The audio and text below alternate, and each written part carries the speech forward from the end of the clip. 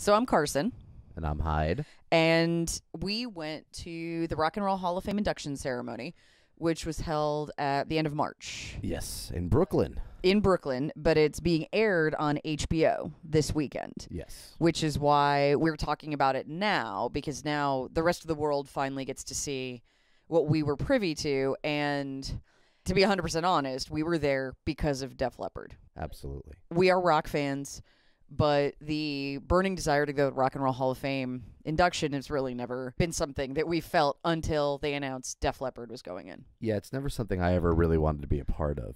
Yeah, because it's cool, but people always talk about, like, we're fans of Axl Rose, and Axl said, look, it's a private company, and they charge so much money for tickets, and like Axl wasn't even there for GNR, so and I'm totally team Axl on that. And Richie Blackmore? Come on, Richie Blackmore doesn't go? Any club that doesn't want Richie Blackmore to be there? I don't want to be there. You don't want to be a member. However, But Def Leppard, I've talked about this on another podcast, my friend Christian, and you know Christian, I do. and the Black Cast. I talked about how being a Def Leppard fan has been, our band has been the brunt of jokes, and they've been targets for, all sorts of they were an easy mark because they sold so many albums. Yeah, when you sell a lot of albums, critics don't seem to tend to like you, Yeah. which is really so silly, but it's the idea that just because you're popular, usually you're not all that good.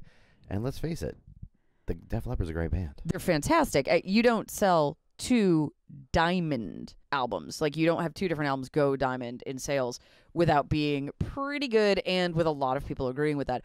But it's still, because we've been fans of this band. I think you were like 6. Yep. 7 years old, as a matter of fact. Okay, I think I was like 9 or 10. And we've just been fans for so long that it was so important for us to go, because it really felt like we were finally being recognized. Our band was being recognized. And so we wanted to go to the Rock Hall. We wanted to check it out. And it was definitely Leopard's night. It was. It seemed like they kind of took over the whole experience because everybody, it seemed like, was just waiting for Def Leppard. Everyone knew this was the headliner, that none of the other bands, and it's no disrespect to any of them, were going to be in that spot. We all knew going in, and probably the crowd at the Barclays Center was 80% Leopard fans. Oh, yeah. When we were counting T-shirts, and not just T-shirts, but dresses and pants and scarves, and there were signs and there were flags. Stevie fans, absolutely. Janet fans, 100%. People were there for The Cure. Sure they were. The Zombies. We say the Zombies were like the big surprise of the night. They were fantastic. Because I didn't know a lot about them, but wow, they were spectacular. But we were there for Leopard. And so after Stevie Nicks, spoiler alert, brings out Don Henley, I'm assuming they're going to televise that. They have to, right? I would imagine they'll that's show that. Pretty much why Don Henley showed up, was to be on TV. To be on TV. So we saw some really cool stuff, and I had One Direction fans messaging me for pictures of Harry Styles, and honestly seeing Duran Duran, like inducting Roxy Music. Yeah, and that was great because I wasn't expecting Duran Duran to be there, but there's Simon, there's John. Yeah, and it's like, okay, cool. I was kind of hoping they would take part in the jam, but they me too, they because did I not. love Duran Duran, and honestly, I'm looking at them going, why aren't you in this? Yeah, I really think that's a long overdue idea. Yeah, they need to be in there. But even Susanna Hoffs, like, I love the Bangles, and I've never seen them live, so that's about as close as I'll probably ever get. But cool, she was there for the Zombies. But for us, we're there for Leopard. This is our band. These are our chosen representatives in the field of rock, and they're being recognized. And Brian May comes out. And Brian May, what I loved that he did was he told stories about his experiences with the band, not really giving you the history, because the Rock Hall gives you an overview of their career. They do a video montage.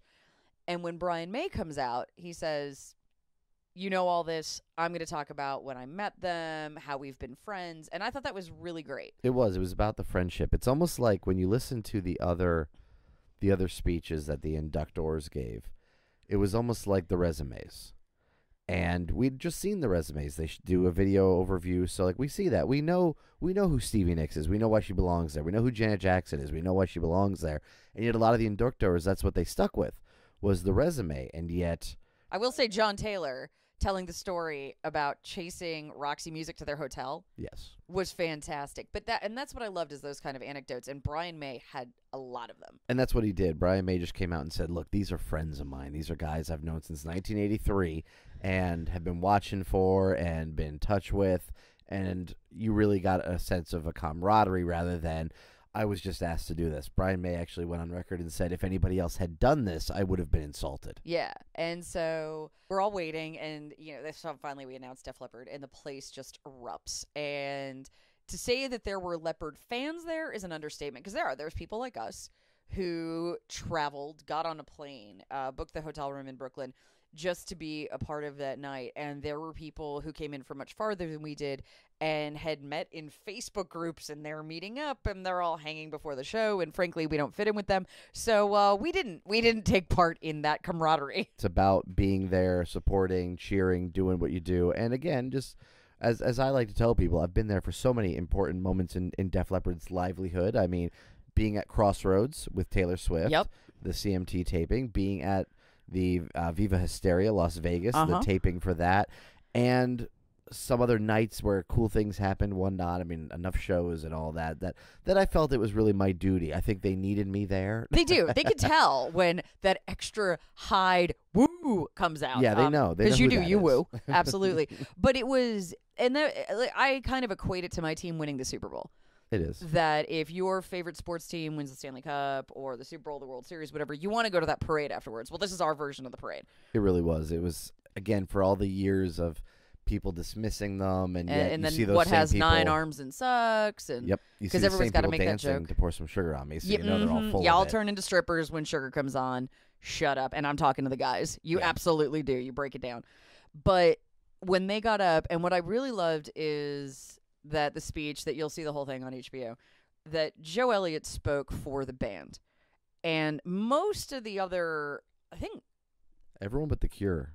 The Cure, yeah, everybody but The Cure, they all let the various band members talk. Yes, which is not a bad No, thing. no. But it was, I liked with Robert Smith from The Cure and with Def Leppard, it presented that kind of united front, like we are a band. And yet it's a very different thing. With Robert Smith, it was I am The Cure. Because he is.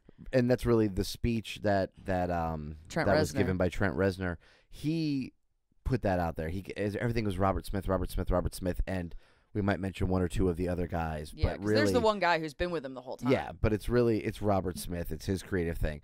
With Def Leppard, it wasn't about singling out the members. It was about Def Leppard as a collective, and in that respect, Joe Elliott was speaking on behalf of the collective of Def Leppard. There was nothing else anybody else had to say he wasn't going to talk about, and yet there was no reason to.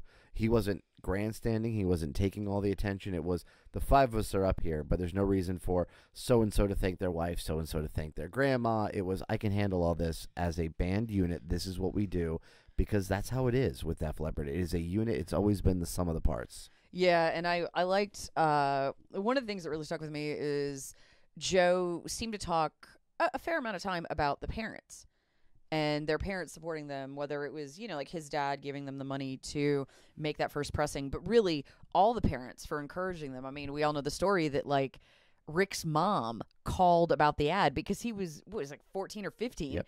and he was nervous. He didn't want to call up to ask to be in a band. And so the parents really did play a huge part, and I really appreciated that. And then there's a really moving moment when the entire crowd just gets to its feet for Rick Allen, because Joe talks about, the car accident, him losing the arm and coming out stronger for it on the other side. And Rick starts crying, and it's like, yes, like, recognize this guy.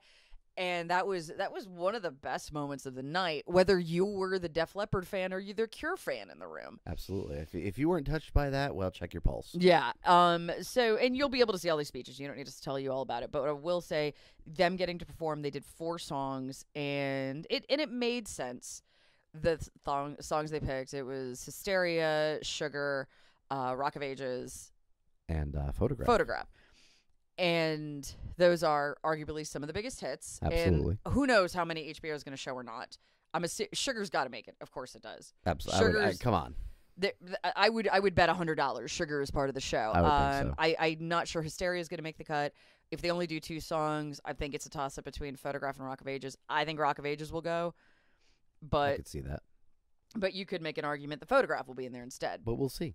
We'll see how this all plays out. And then just to show that it was Leopard's night, the All-Star Jam was, okay, here comes Brian May. They're friends, and, you know, Joe and Brian are super tight. Brian talks about that, but Brian knows all the guys and loves all the guys, and, you know, they're all friends. But then it's, hey, here comes Ian Hunter. From Mott the Hoople, Joe Elliott's favorite band, as he tells the story, he's been the Mott the Hoople ambassador for the last 35, 40 years Yes. across the globe. That I don't think I ever would have heard of Mott the Hoople if not for No. Joe Elliott. And he, again, trumpets the fact that All the Young Dudes is his favorite song ever. Favorite. The song that he will have played at his funeral. I mean, he has been the ambassador of a song, of a band, and it's so interesting because, yep, there comes Ian Hunter, and you're just going, huh, who put this together? Yeah, it had Leopard's fingerprints all over it, which I loved. Yeah. I was like, yes, you rule this night because that's what I wanted. Because I'm here for Def Leppard, and I want them to. This is a night they deserve to own, and they had gotten the biggest fan vote in the history of the fan vote because they only started doing that somewhat recently. Hello, Rush.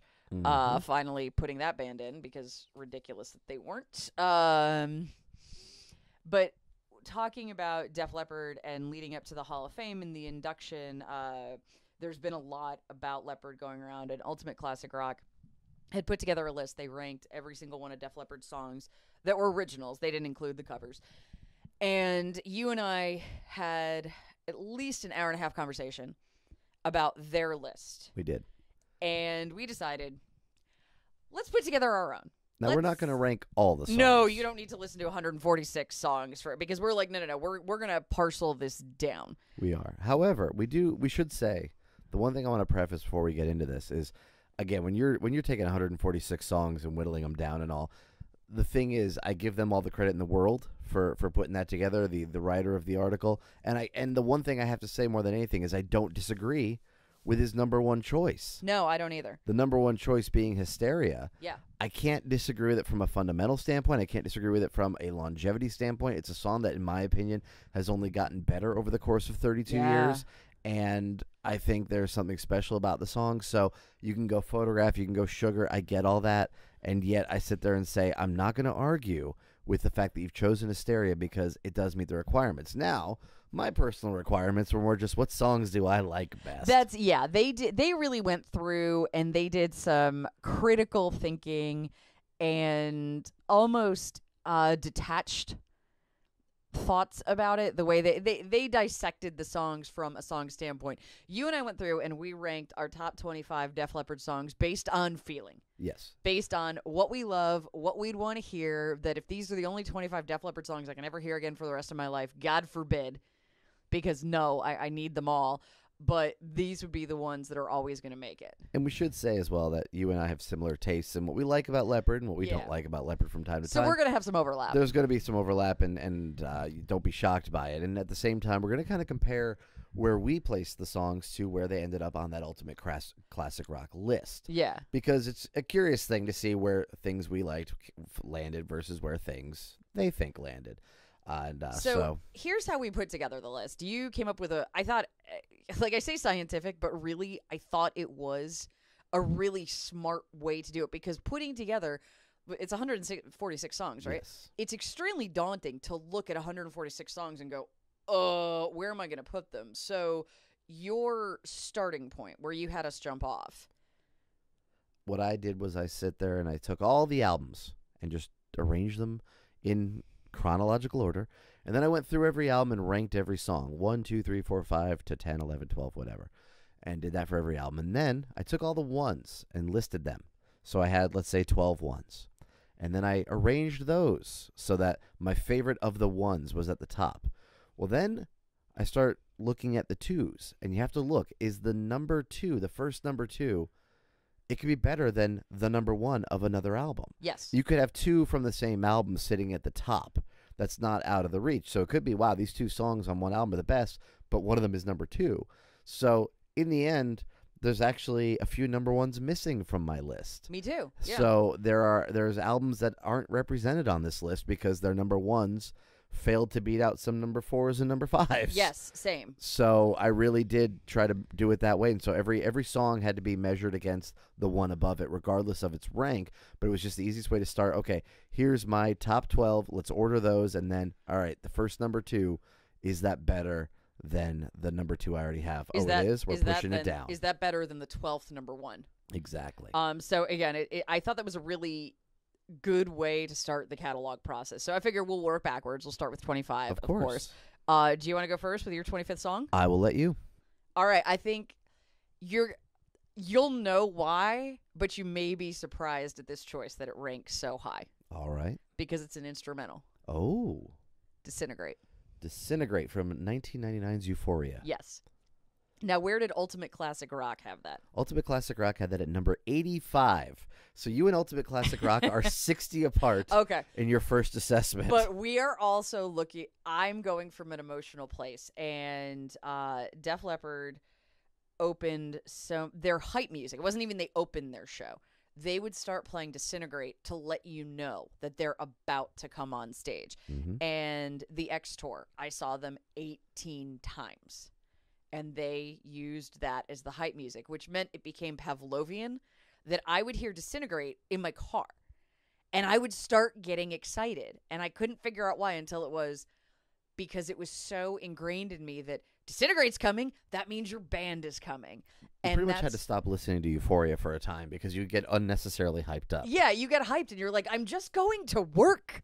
What? This is not a reason to be stoked right now. It hardly seems this exciting. Because it wasn't. But that's why Disintegrate, I don't think you would have expected that from me at number 25, but that's why, because of the pure emotional hype factor of that song. And again, that's what we're going off of, is what we love. Which is why I think it actually was a really good place for me to start to explain that. It makes sense. Well, for me, my number 25 comes from 2008.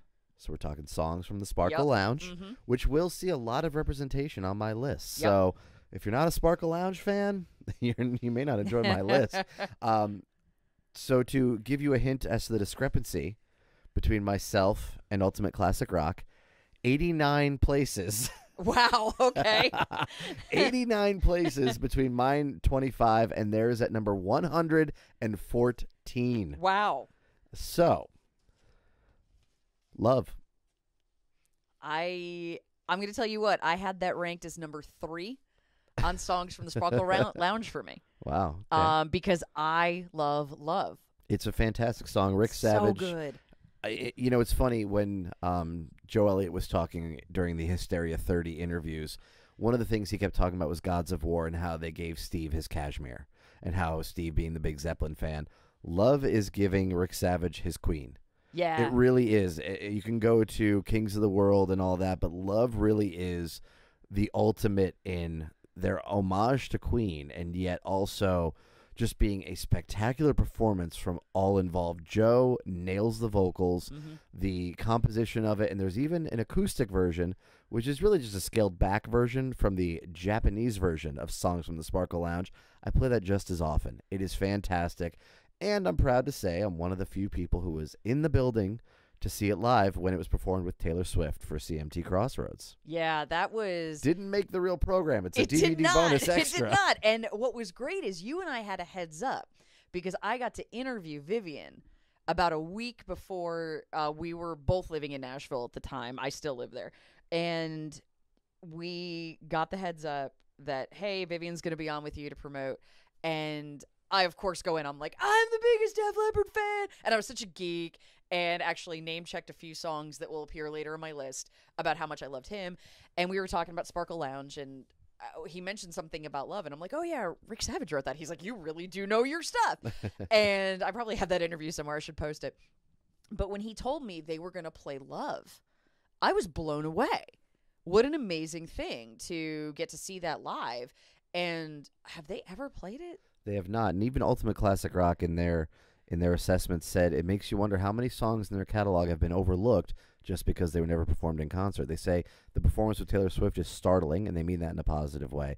They talk about it's actually an incredible song, however, feels out of place on the rest of Sparkle Lounge because there's so much guitar work and there's so much big stuff going on. Sparkle Lounge is big in its own, and yet this really brought it down, especially coming after Come On, Come On. And yet to me, that's the ride of a Def Leppard album. Yeah. It's always a thought process. There's always a story as a roller coaster, and this was the dip. And you know what? It's an awesome dip. It is, and I applaud your choice It's of it's putting it in gutsy. the top 25. But no, it certainly deserves to be there. My top 24 song also features songs from the Sparkle Lounge. I put Go. Go, Go. I love Go. just go. Go gets me hyped up. Go is a. You'll very notice good there's a song. lot of hype in my list. and that's because a good Leopard thing. gets me hyped. Well, you have it number 24, and it is number 75 on Ultimate Classic Rock. And Well- I got to say, I got to give the guy from Ultimate Classic Rock credit. He did mix things up as far as it wasn't just, okay, the old stuff is the best thing Def Leppard ever did. It's not like that. He does go around a lot, and yet I think, unfortunately, much like he almost wrote about Love there, I think Go performed live, once or twice? Yeah, it's. I think as an album, if that had kicked off the entire 2008 tour, I think people would have discovered a little bit more. I think it's a great album opener, and I agree with you. It's definitely a top 25 Leopard song. Well, what's your number 24? My number 24 takes you to Euphoria, and it is Paper Sun. Yeah, you are a Paper Sun fan. I am, and hearing it live on the Euphoria tour was amazing. Hearing it on the 2014 tour Yep. was incredible that they brought it back. It was the 3 rotations for the Def Leppard set list, and one of them was Paper Sun, and sure enough, we got that when we saw them in New York. Yeah, we went to Buffalo. And I have Paper Sun at 24. To Ultimate Classic Rock's credit, they have it at number 19. Oh, So all right. they feel a lot of good about Paper Sun. You could say I like the heavy stuff, but I don't even think Paper Sun is this heavy song. There's just something when they hit those epic sounds, they do it very well. And Paper Sun is a great later day Leopard song in that respect. You know, what was another thing about hearing Paper Sun live at that Buffalo show in 2014. Actually, there's absolutely nothing to do with Paper Sun, but I figured we should interject our podcast with some of our great Leopard memories. That after the show, we were backstage with a friend of ours who was on the tour, and we're just talking. We're in a trailer. And all of a sudden, Joe Elliott walks in. He does. You And- keep your cool. You gotta keep your cool. I didn't. You didn't. I went, "Hi!" And I have a somewhat deepish speaking voice. Yeah, I turned into Mickey Mouse. Yeah, it And was I did. a I just sad went, state. "Hi." That's all. And I was just like, "Hey!" And because he walks in, I understand. He's what, 6 feet? I don't know his exact height. But he walks in, and we're sitting in chairs. He was just looming because he is taller Yes. than certainly I am, certainly than you are. But also, he's Joe Elliott. And I was like, "Oh my God." So, yeah. And you and I, we finished our conversation with our friend we were talking for like another hour. And then we get out and we're like, "Oh my God, that was Joe Elliott." So, He just walks in like he's a normal person. right. Like, so that That's was so shocking. yeah, that was a pretty ridiculous moment that we were like, "Oh my God," which, you know, and he was looking for someone and he was like, "Oh, okay," and he walked out. But it was still, that was Joe Elliott in my breathing space. Yep, it was That's pretty all. fun. It was pretty dope. One of those awesome rare moments. Number 23. Yeah. What you got? When Love and Hate Collide. See, great song. Did not make my top 25. It bubbled right under. I think it might even be number 27. Really, you were It that was close close, with it. and it was one. How did you come to it? Because if you go album by album, do you forget it first? Yes. Because I did. Yes, I did. I told you. I realized. It was just one of those where I got like, yeah, no, I love Joe's emotional performance in it, and it gets to me. So I'm right there in it, and that's I think why it's. I'm not even saying I've ever had an experience like that. I don't think it's like, oh, it reminds me of something. No, it's just he's so good at emoting in that song, and I really appreciate it, and I just love it. And also the orchestration. Mm-hmm. Michael Kamen. It's so grand, and it's that Leopard sound of it's going to fill a room. It's just a great song. I don't really have anything other than it's a great song, and Joe makes me feel. I love Phil's guitar solo on it as well. Phil, it's so different for him. It's a different kind of guitar. It's just so cool to hear. And I also, you got to show some love to the original demo. That was the last solo of Steve Clark with some different lyrics in it, but really, when you hear that Genesis version that would have gone into Adrenalize, and you just go like, okay, it's a cool alternative. The final product is a work of art. I would have loved to have heard an Adrenalize version of that original demo just for giggles. But That's what I say. Now they've got When Love and Hate Collide at number 34 on the Ultimate Classic Rock list, Okay, so not too far yeah, off. Yeah, Nothing wrong with that. Your 23 was? From the Inside, from Retroactive. Oh. Okay, so if we start doubling up on songs, We don't need to talk about them again and again. that's I why don't I'm saying. think. I had From the Inside at number 16. But yeah, From the Inside, I remember with my friend at the time who became obsessed with that song, and with good reason. It's not like he had a drug problem or anything, which is what the song is about. Right. It's just a well put together song with the guys from Hot House Flowers providing a pan flute. Did you ever hear a pan flute on a Def Leppard song? And I can only imagine, again, being younger, I wasn't there in the Pyromania years. I wasn't there in the High and Dry years. I can only imagine what somebody who was rocking out to High and Dry or saw Def Leppard on the On Through the Night tour Wow, yeah. with AC/DC thought when they go, I'm going to buy that new Def Leppard album. We'll see. Oh, pan flute. That's what I was expecting. But it was so cool. Did we get Spinal Tapped? It feels that way. It feels like the puppet show was coming on right before them. But I think that it's just such a good song. And again, I'm personally a fan. You'll probably hear it throughout my list. You know, what brought me to the party is the hits. What brings you to a band is what is accessible. Yep. And that's usually the hits. And yet when it comes to bands, I love when they take that step out. I love when they do that thing that's just a little bit off and find myself gravitating to that. I love them because of where they got me in, and yet, man, when they go way out in left field, I follow them and go, I love this even more. So From the Inside, which they ranked at number 71 on Ultimate Classic Rock, that's just such a great song. Yeah, I think that's way too low. I think that, again, between you and me having it in both of us in our top 25, which, yes, we will have a lot of overlap. I have no doubt about that. No doubt. But like I said, I had it at 16. It's that high for me. It is that good of a song. Now at 22, we're gonna take it back. We're gonna run over to Pyro. I had Too Late. Ooh, great song. Too Late is so good, man. And that's probably, this is gonna be me on every song. Oh, that's such a good song, man. Like because there are some songs you can tell me Def Leppard sing, I'll go, that's not such a good song, man. Because look, I'm a great fan. I will tell you when I love something, and I'll tell you when I'm like, I'll be gentle about it, but like, not the biggest fan. Well, in all fairness, I can say, you know, that we're critical, and yet at the same time, the one thing I always say, and I know you do as well, keep making music. Please keep making keep music. making new music. I will never go. I'll never go online and say how much I hate something. That's not me. But I will absolutely say, you know, look, that one didn't hit me. Maybe the next one will. As long as there's a next one, I'm good. Because there will be a next time. And there will be a next time. Yeah. So Too Late is just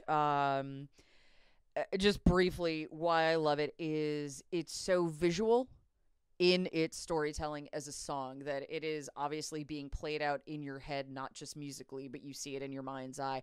And it's haunting and almost spooky. Mm-hmm. It's almost a song you could play at Halloween.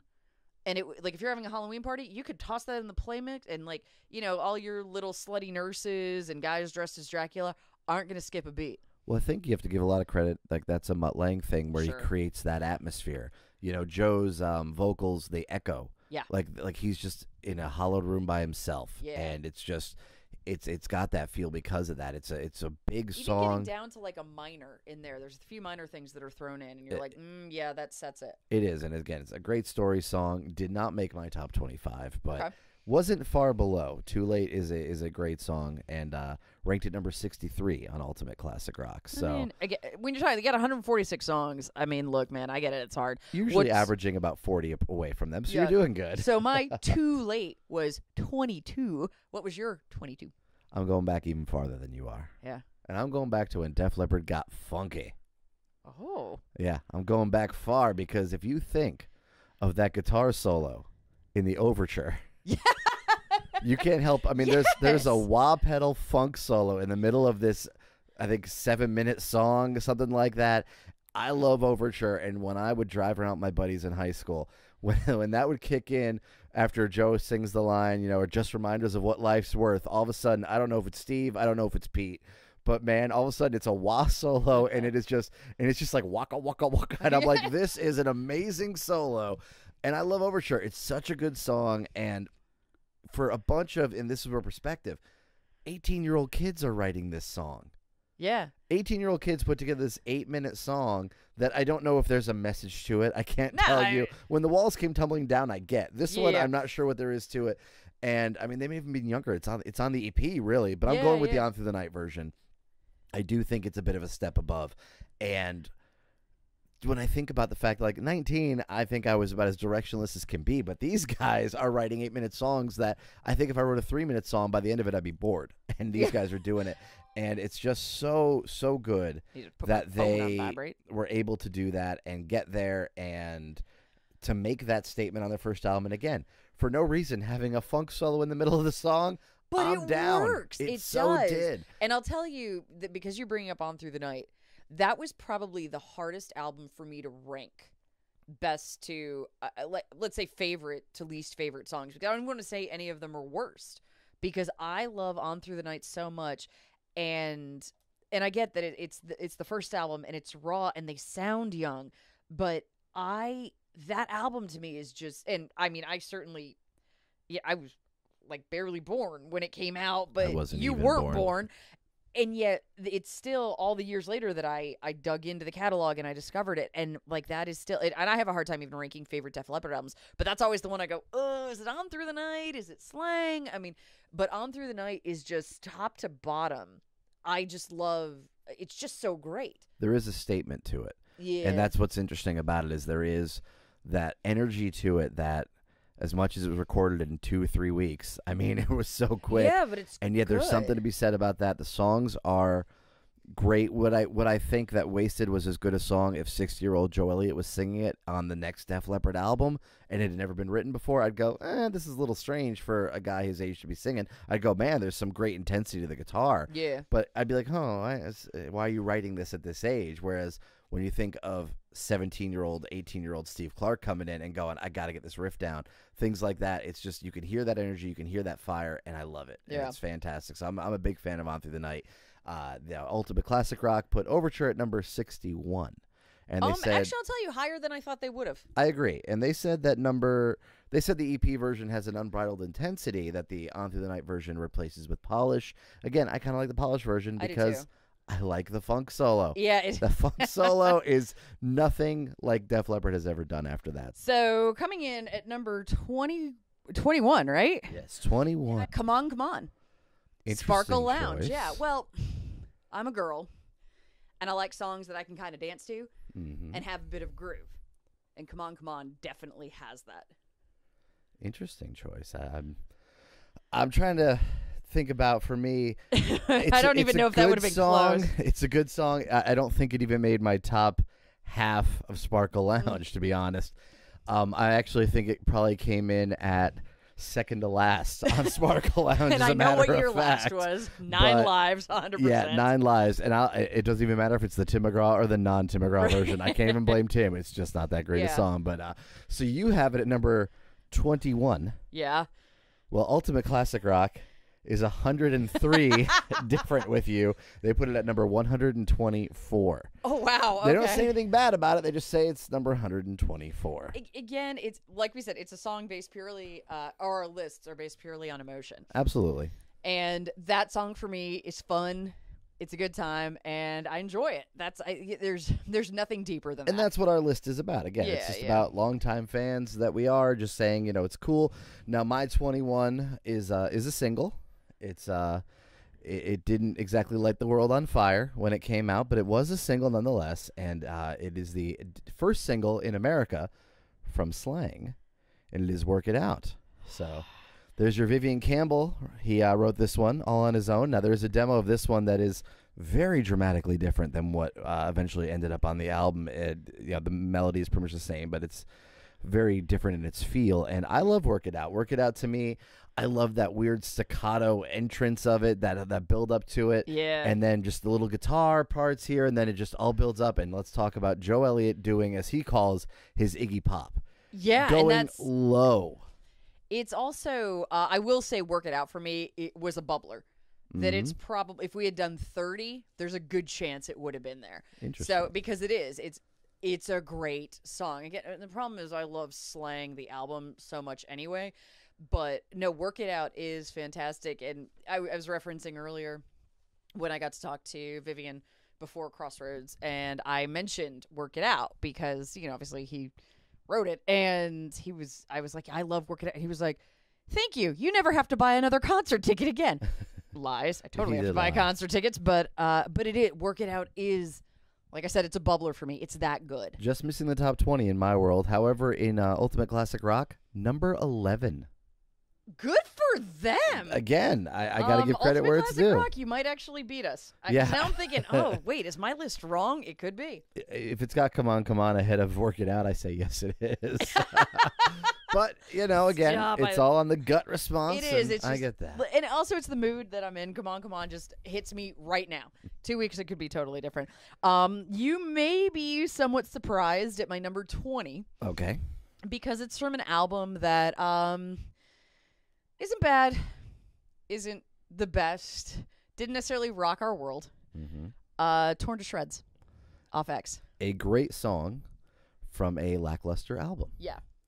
And, I would agree that was my number 1 for X. Yes. It is a great song. However, did not make my list, which tells you that nothing from X made my top 25. Right. So, Torn to Shreds, it's good. I think that as I started really putting this together, and again, your number 4s and number 5s, Torn to Shreds ended up being somewhere around number 31. Yeah. That was as high Again, as it got. bubbler. Yep. I couldn't, as good as it is, it's a standout on the album that it's on, and yet I feel like if you'd put it on a lot of other albums, it wouldn't stand out. Yeah, you're probably right. It's just one of those where, because obviously Nothing Off X made your list, and that is the only one from X that's in my top 25, that probably emotionally talking about that album and talking about that tour. I mentioned earlier, I saw them 18 times on the X tour, and I think you went like 14. 13 times. 13 with me. And that tour was so special because it was them and Ricky Warwick, I happened to see them in Sheffield and they had like the Darkness open. But otherwise it was Ricky Warwick. So it's just a guy with an acoustic guitar, and then it's Leopard for like 2.5 hours. It was. And they mixed up the set list. No video wall. Right. No it's effects. Just them. Barely even stage gear, quite frankly. It was such a different vibe for them. Yeah. And and that really was, like Deadheads and Parrot Heads and people that follow bands around. That's as close as I'll ever be able to come to following Leopard around, because I was young. I had the means. I had zero responsibilities. I was, I'm living at home, but I had money because I had a job, and I finagled so many sick days, right? Like, okay, I've got X amount of sick days. I'm not going to use them to be sick, right? Like, no, I'm going to take it because Def Leppard's playing 3 nights in New York City, and we were an hour and a half from New York. Like, okay, so we're going to go spend 3 nights in New York. And I think that's part of my emotional attachment to X, and that's why Torn to Shreds being probably, I think, the best song on X for me. That's part of it, is the fact that getting to do that tour, and actually it started off with them doing in-store signings of X, and we drove from Connecticut to Fayetteville, North Carolina, because Def Leppard was playing a Walmart. Yep. And they set up a stage in the parking lot, and our mom and dad are like, yeah, let's all go. And there was going to be a meet and greet. And there was a meet and greet. We can meet Def Leppard, damn it. Like, we are all in for this. And so my dad's like, he doesn't care. He doesn't care about the music, because he's like, I'll probably y'all in the car. My best friend lived in North Carolina. We're going to stay at her house. He can sleep while the rest of us go to the Walmart, camp out in this parking lot, be front row at the barrier for them to do a handful of songs, and then get them to sign it. And that was the point, that we are now actually face to face with our heroes. It was incredible. And that's part of the X nostalgia and just absolute wonderment of that album for me. And I get it, because again, we played it all the time during that time, and I don't think it's even one I've gotten worn out on. I just think over time, I just haven't connected with it. Again, I don't sit there and say it's bad. I just sit there and say it doesn't resonate with me, and I'm not sure Torn to Shreds does. It's still the best song on there, and that's why it would still make in so close to even the 30, but does not make my top 25. It did make number 29 on Ultimate Classic Rock. Look at them. All right. So credit where it's due. They know, and I believe it was the top-rated song from X, so they know. They know. They know what the best song I know. was. My number Should 20, in our Tesla world here, my number 20 takes you to Pyromania. Yeah. and it's Foolin'. Oh, Because yeah. Foolin' is, to me, when you listen to it, it's such a well-crafted song. And really, the worst part of the song is the chorus. Is the f-f-f. Yeah, I really hate to say it, but it really is the worst part. But oh my god, it's just a well put together song. And again, if I'm sitting there going, these are 22-year-olds writing this song, it's incredible Right, to me yeah. I when mean, you that's the bring thing. that When you in. go back, how young they were. And yet you can put together something like with that intro, the build up in the song, and I mean, who could forget Lake Club? I was going to say, because your entire life you've been chasing a Lake Club Someday t-shirt. I'll find a Lake Club shirt. If you know of one, by all means, get in touch with me. I'd Can love we to talk buy. about Joe Elliott? I mean, in a white Lake Club shirt and white jeans, like strapped to an apparatus. Go like, again, that is some 22-year-old chutzpah, right? Like, God bless him. Well, And if you listen, and I have, to the commentary on the Rock of Ages DVD where the band talks about the videos, yeah, Joe, and I'll do a horrible impression because I will, but the director of the video filmed it at first, and Joe decided to go commando, if you will, in those white shorts, Yeah. or the white pants. And after filming one round of it, he said, "Joe, my boy, you best put on some underwear." Because apparently it was a little too see-through. yeah. But yeah, I think everybody wants a Lake Club shirt. I'm surprised no one is making those yet, or maybe they are. Maybe I need have a to check Cricut. the eBay. And Oh wait, no. it's time. Hey, Leopard fans, get your Lake Club shirt at the Colts Tooth Poshmark. $29.95. So at number 19, I'm gonna go to Hysteria, which is a hard one because of just the hit factory that album is. But again, I'm all about vibe. I'm all about feeling. I like to dance. Rocket. Of Fair. course, with the drums on there. How could it not? And the production and The Burundi Black. yes. And when they play it live, again, girls, Rocket gets you dancing. And it's also, let's be fair, Joe Elliott looks really good in that video. Look, and it's not to say like don't get me wrong, like I love all the guys, but like I was a kid, and you focus on the lead singer, and like that's one of your crushes, and like Joe's real hot in that video. The and super song mullet is not quite in tear it down effect at that no, point. it's not but tear it down mullet. It's on its way. But you know what? But that's all right because it was the time, and look, you can rag on mullets because man, did we see one last night? We were at a show, and bro, it is 2019. Spiked on top and That's the thing. It would have tailed been on the back. it would have looked bad in '88.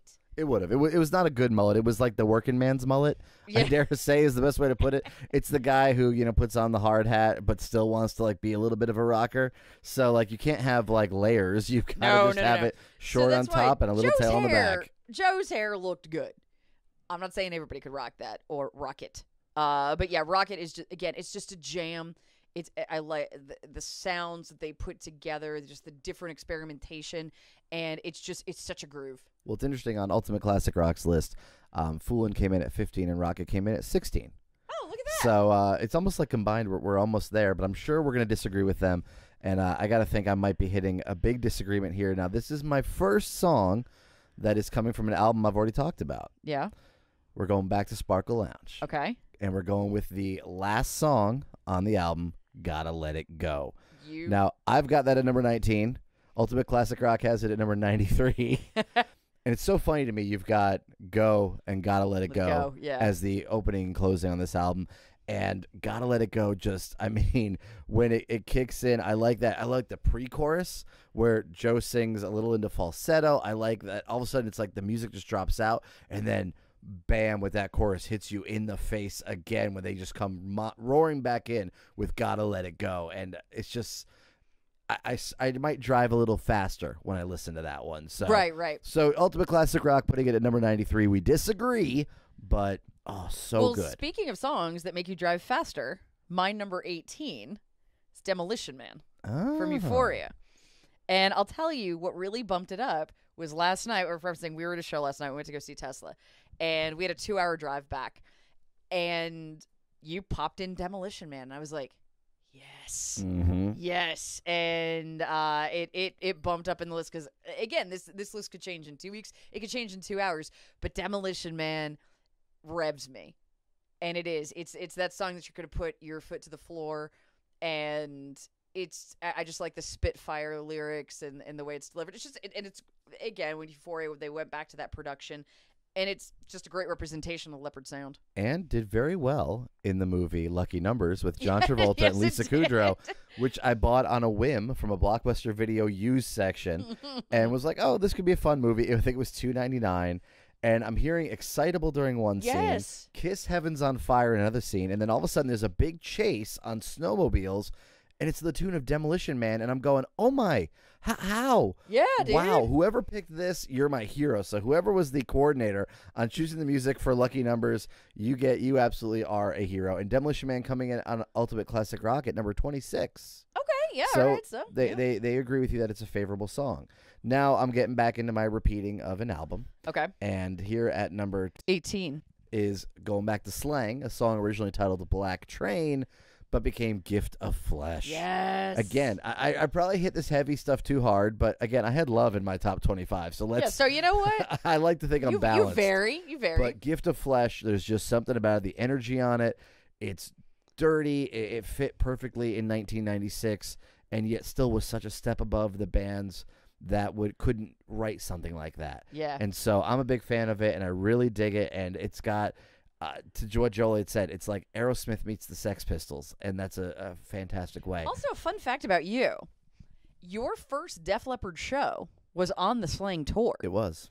And little history for this, we went to go see them at what was called the Meadows. I think it's now like the Dodge Center. I don't know. It's named after a bank, whatever. Yeah. But it was the Meadows in Hartford, Connecticut. And there was a hurricane coming through Connecticut that day, which we don't get that many hurricanes.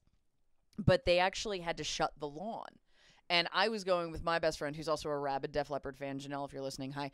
And she had gotten us seats in the pavilion, but you had lawn, and our mom was going to take you and your friend, and she was going with a friend of hers. And it was like, oh, well, they're shutting the lawn. You need actual tickets. And so you call and you win tickets off the radio station. Yep. And then she's like, well, I need tickets or else I'm not going to take you. I called another radio station. And you won those tickets. And damn it, if we were not all in the pavilion during a hurricane to see Def Leppard. I was supposed to be there. That's all it was. I was supposed to be there. And of course, one of my fondest memories from that, we took my buddy who I mentioned earlier, he's who loved From the Inside. Not the most rhythmically inclined guy in the world. And at one point, they want us to clap along. And he says to me, "How do you know when to clap?" And if I can't explain to him that, like, hey, you feel it or you don't, I said, well, here's what I can tell you. When you watch Rick Allen's left foot come down, clap. Yeah. Which was pretty good for the 2s and the 4s. Not so good when the fills kicked in. But Oh, that, yeah, but that's- that was yeah. it. It was like, watch his left foot, because we had a clear path. You could see it. And I said, when his left foot comes down, you see everybody else bringing their hands together, start clapping. And he did. So here's hoping. But Gift of Flesh coming in at number 79 on Ultimate Classic Rock. So apparently we disagree a little bit. Yeah, whatever. It's a So where are great we at? song. Number 17 now? Tonight. Oh, Because tonight. because tonight. So right. Great song. Yeah, it's so good. And again, I just referenced my best friend growing up who was, again, huge Def Leppard fan. She translated Tonight into Latin because we took Latin. And she did it for extra credit. And so to this day, I can still sing you the chorus of Tonight in Latin. Now, with Tonight, the band did release 3 versions. They Mhm. released the original on Adrenalize. Yeah. They released a demo on the single for Tonight. And then tucked away on the Two Steps Behind single was, quote, a warts and all version of Yep. Tonight that was completely acoustic. That was for a television show, I believe in Europe. And it was like recorded at something like 3 a.m. after a show. And it's really good. It is good. On the other hand, that demo is actually my favorite. I Really? love the build because literally there's no drums in the verses. Right. And then there's a click drum in the pre-chorus, and then in the chorus it's full on drums, and then straight back down when the chorus ends. And I love that. And I've written 2 songs of my own with my own bands that do that exact same thing, and not realizing I was copying Tonight. But at the end was like, oh, wait a minute. I know what I'm trying to And do this here. is why Def Leppard was inducted into the Rock and Roll Hall of Fame because of their influence Exactly. on bands like, no, not you. No, But, it wasn't me. But nonetheless, so No, Tonight kidding. coming in at number 44 on the Okay, list. solid. Coming in at number 17 for you. 17, but coming in at number 15 for me was Tonight. Oh, So I okay. figured I'd So just you hit that okay? real So quick. you had it So too. All we'll right. we'll hit that again at the time, but Yep. Tonight was on my list. So coming in at number 17 for me is when we go and we didn't veer too far from Pyromania, and we're gonna come on back to it, and it is Coming Under Fire. Because Another great song. if Def Leppard would do a Viva Pyromania residency, Oh, please. hint, Yes. this Hits Vegas thing, fine, but the song I want to hear, and Joe even echoed the sentiment during a press conference once upon a time where he was asked about it. Coming Under Fire is a song I want to hear live. Coming Under Fire is it's so different from the rest of Pyromania, and yet it just cooks, and yet has some of what I think fits. What I think are Joe's best vocal runs, because that's not really his thing, but at the end he's doing those little drops and stuff, and I love the choruses are huge, the harmonies are huge. It sounds like 15 guys are singing Under Fire, and it's just so good. And Ultimate Classic Rock does not disagree with me too hard. They have theirs at number 25. Yeah, because and Pyromania is another one. Hysteria was difficult in terms of ranking because it's a hit machine, but Pyro is hard too. I mean, let's be fair, it wasn't easy to really do a lot of these albums, but that's why Coming Under Fire didn't actually make mine. But that doesn't mean I don't love it and appreciate how great it is. Well, I really can't because, I mean, are you recording? Okay. Well, number 16, we already talked about number 16, which is From the Inside, which was on your list a little bit lower. So what we need to do is hit your number 16. And my number 16 is from the same album as my number 15. We already said Tonight was my number 15. Yep. The song right after it didn't feel right to separate them in my list either. Yeah. White Lightning. Yeah. Is take away that it's a tribute to Steve. Right. Take it as a song on its own, and I mean, the build into it, it's 50 seconds, or no, I think it's actually a minute and 10 of just cool stuff that I think Steve would have loved to have been a part of, quite frankly. Yeah. It was so cool to hear that, and hear that this band on an album that's very, very poppy. Adrenalize veers into that pop realm almost as much as X in a lot of ways, and that's not a bad thing. I'm a pop fan, but White Lightning just has something to it, and I love the fact that the fade out is like a good 50 seconds long, and I always turn up my volume a little bit more, just to hear the repeating of the first verse over the White Lightning and the way it's sung differently. And again, a song that hasn't been played live since the Adrenalize tour, and yet sounded great on the videos I've seen of the Adrenalize tour. I did not go, so I can't say. I mean, I did. Yeah, but they didn't play White Lightning. No, they didn't. But yeah, that is forever. Just I guess if you didn't know, if you're actually listening to this and you don't know us, God bless. I don't know, because I felt like the only people who listen to this would be like our mom. But we are brother and sister, and so I have been living with a younger brother who has been pissed off at me since 1993 when I went to go see Def Leppard. My first Leppard concert was 7 Day Weekend tour, which was Adrenalize, and he didn't get to go because I went with my best friend. Her parents drove us. Like, that's okay. And we actually came back from vacation a day early so I could go, and for some reason still our parents wouldn't take you or let you go, and so I got to go. Yep. And so for the last, 25 years at this point? Mm-hmm. 25 years, it's like, well, you better go buy those tickets because I didn't get to see them in 1993. Yep.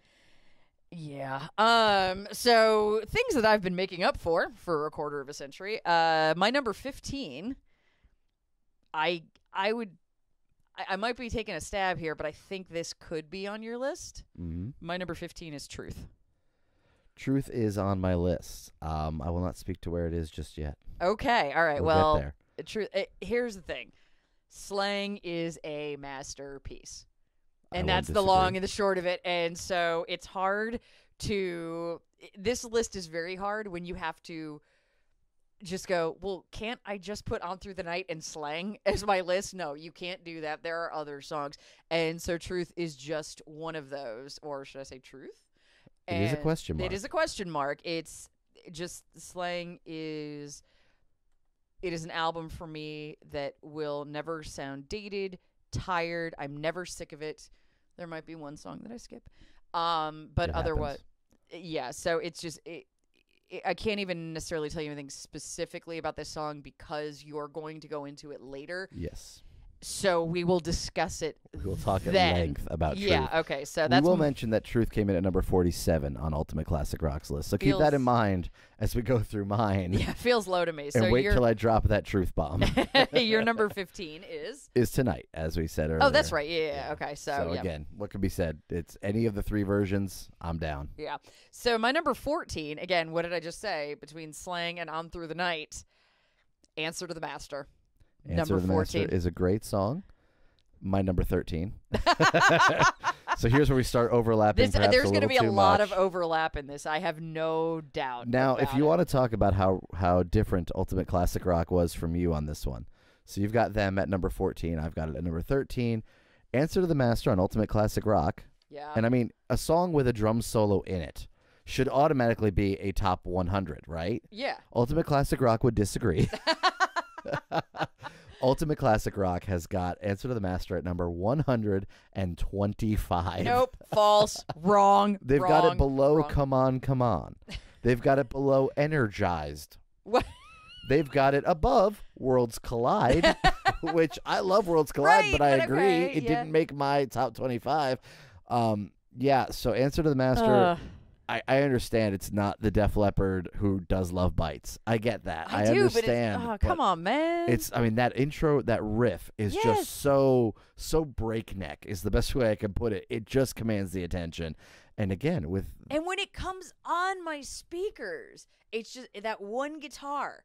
Just like suddenly I've turned into four. I was about to say, but, you got one guitar. But it's just the, just like needling it and noodling it in, and come on, Ultimate Classic Rock, you are wrong on this one. I just wonder what they listen to when the nighttime unfolds, because I don't know. Again, this is all in our Well, you our know it's opinions, disguised. So, so that was number 14. Yep. My number 14 is Ultimate Classic Rock's number 1. Okay. This is where I have Which is my Hysteria. number 12. So there you go. We're getting close now. Hysteria, again, we already said it, has aged better than any other song in the Def Leppard catalog. There was a time I remember I was in, I'm going to say my junior year, listening to this tape, the cassette of Hysteria in my Yeah. Walkman still. I was obsessed with this song out of nowhere, and I really never had been, because all the hits are on side A. Yeah. So if you wanted to listen to Hysteria as a hit, you had to flip to side B, fast forward through the other stuff if you just wanted to hear the hits. So that didn't happen a whole lot. But one day I just got so obsessed with it and played it over and over again. And while listening to it, my tape broke. And I'd had that cassette at that point in time for something like 6-7 years, and it split right in the middle listening to Hysteria because I probably had rewound that same spot over and over again. And it was great then. It's great now. There's a reason it's one of the 4 songs they played at the Rock Hall. Yeah, and like I said, it's a 12 for me. Yep. And Hysteria deserves to be there. Now, my lucky number 13, again, I would be stunned if this isn't on your list, which is where this back half is probably going to go a whole lot quicker. It probably will. My number 13 is Desert Song. I have Desert Song higher. We'll get there. Although, yeah, because my 13's Answer to the Master. But Desert Song, I'll let you talk about it. So just starting off Retroactive, and the problem with Retroactive is you're talking B-sides, and it is an album, but arguments could be made that it's not a cohesive body of work. No, it's The not way- a statement. Right. But the problem is there's so much great shit Yes. on Retroactive. And Desert Song, the way it starts off, is actually not what you would expect. Nope. For something because it's not hitting you hard. It's like, wait a minute, what did we open with here? Mhm. And okay, and it's just good, man. Yep. Retroactive's a hard one because when you try to justify to people like, it was B-sides. Everyone's like, B-sides? Who wants B-sides? Oh, I'm sorry. I'm over here wanting all the B-sides. Exactly. And so, yeah, Desert Song I knew would be on your list. It is. It's higher, and I'll go into that a little bit later Yeah. since we're hitting almost to the top 10 at this point in time. But sitting at number 12 for me is a song from Retroactive that gets led into from Desert Song. Well, So Fractured Love is higher on my list. there you go. Okay, So I won't say much about it. I love that intro. I love Yep. it's just You want to talk about, I like the distorted vocal. I enjoy when it kicks in and the band, again, huge vocals on it. The solos are just out of this world. And really, if you're sitting there telling me that Desert Song and Fractured Love are B-sides, or actually songs that were thrown away. Those weren't even B-sides. Fractured Love, I believe, got to a point where it was almost on Hysteria in an early round, right? Whereas Desert Song was completely untouched and unfinished. If you're telling me that's what these guys had on the back burner from 1984 to 1987, it tells you that as good as Hysteria is, there might be some songs that are even better that didn't make the 12 songs on Hysteria. And it's amazing to me when I look at my own list how many songs from that era aren't on Hysteria but are on my list. It tells you what a creative period it was for the band. And this is where you get into the Rock and Roll Hall of Fame, that when so many songs on Retroactive to me, again, which could have been considered throwaways between B-sides and stuff that, like you said, was a back burner song, or like, oh, it might have made an early version, but we didn't do anything with it. The fact that you've got a band that had this amount of mastery, and this is why they're in the Rock and Roll Hall of Fame. And by the way, they're about 24 when writing Fractured Love. Right. Like, oh my God, what have I done with my life? They're 24 and 25 when they're writing Fractured Love and Desert Song's music. I mean, that tells you, again, we didn't get it until they were 34. Yeah. And yet, that was at that point almost a 10-year-old song. So it's to me, Fractured Love is just, it's when it comes on, it's not one I ever would skip. Never, ever, ever. So we're at 11 now? Yes. For 11, I don't think this is going to make yours. Okay. Have you ever needed someone so bad? Nope. Bubbled under the 30. Okay. Is that one, the desperation of that song just cuts through. And it's not just Joe's vocals, because I know I talk a lot about Joe's vocals, but that's what I respond to when it comes to music in general, is I respond to the emotion of whoever is singing. I don't even necessarily respond to the lyrics. It's the performance for me, because anybody who knows me can tell you I actually never understand lyrics half the time. Make me feel it. And that's really what it's about, is make me feel it. But even the progression of the strings is there's almost a crying desperation in that musicality of it. And it's again, you're making me feel I don't even need to know what the words of this song are, because I know what it's about. And it's just so powerful to me, which is why it's at number 11. My number 11 is a song I won't talk about much because it's higher on your list than mine. Okay. Bubbling under the top 10. I'm about to get controversial.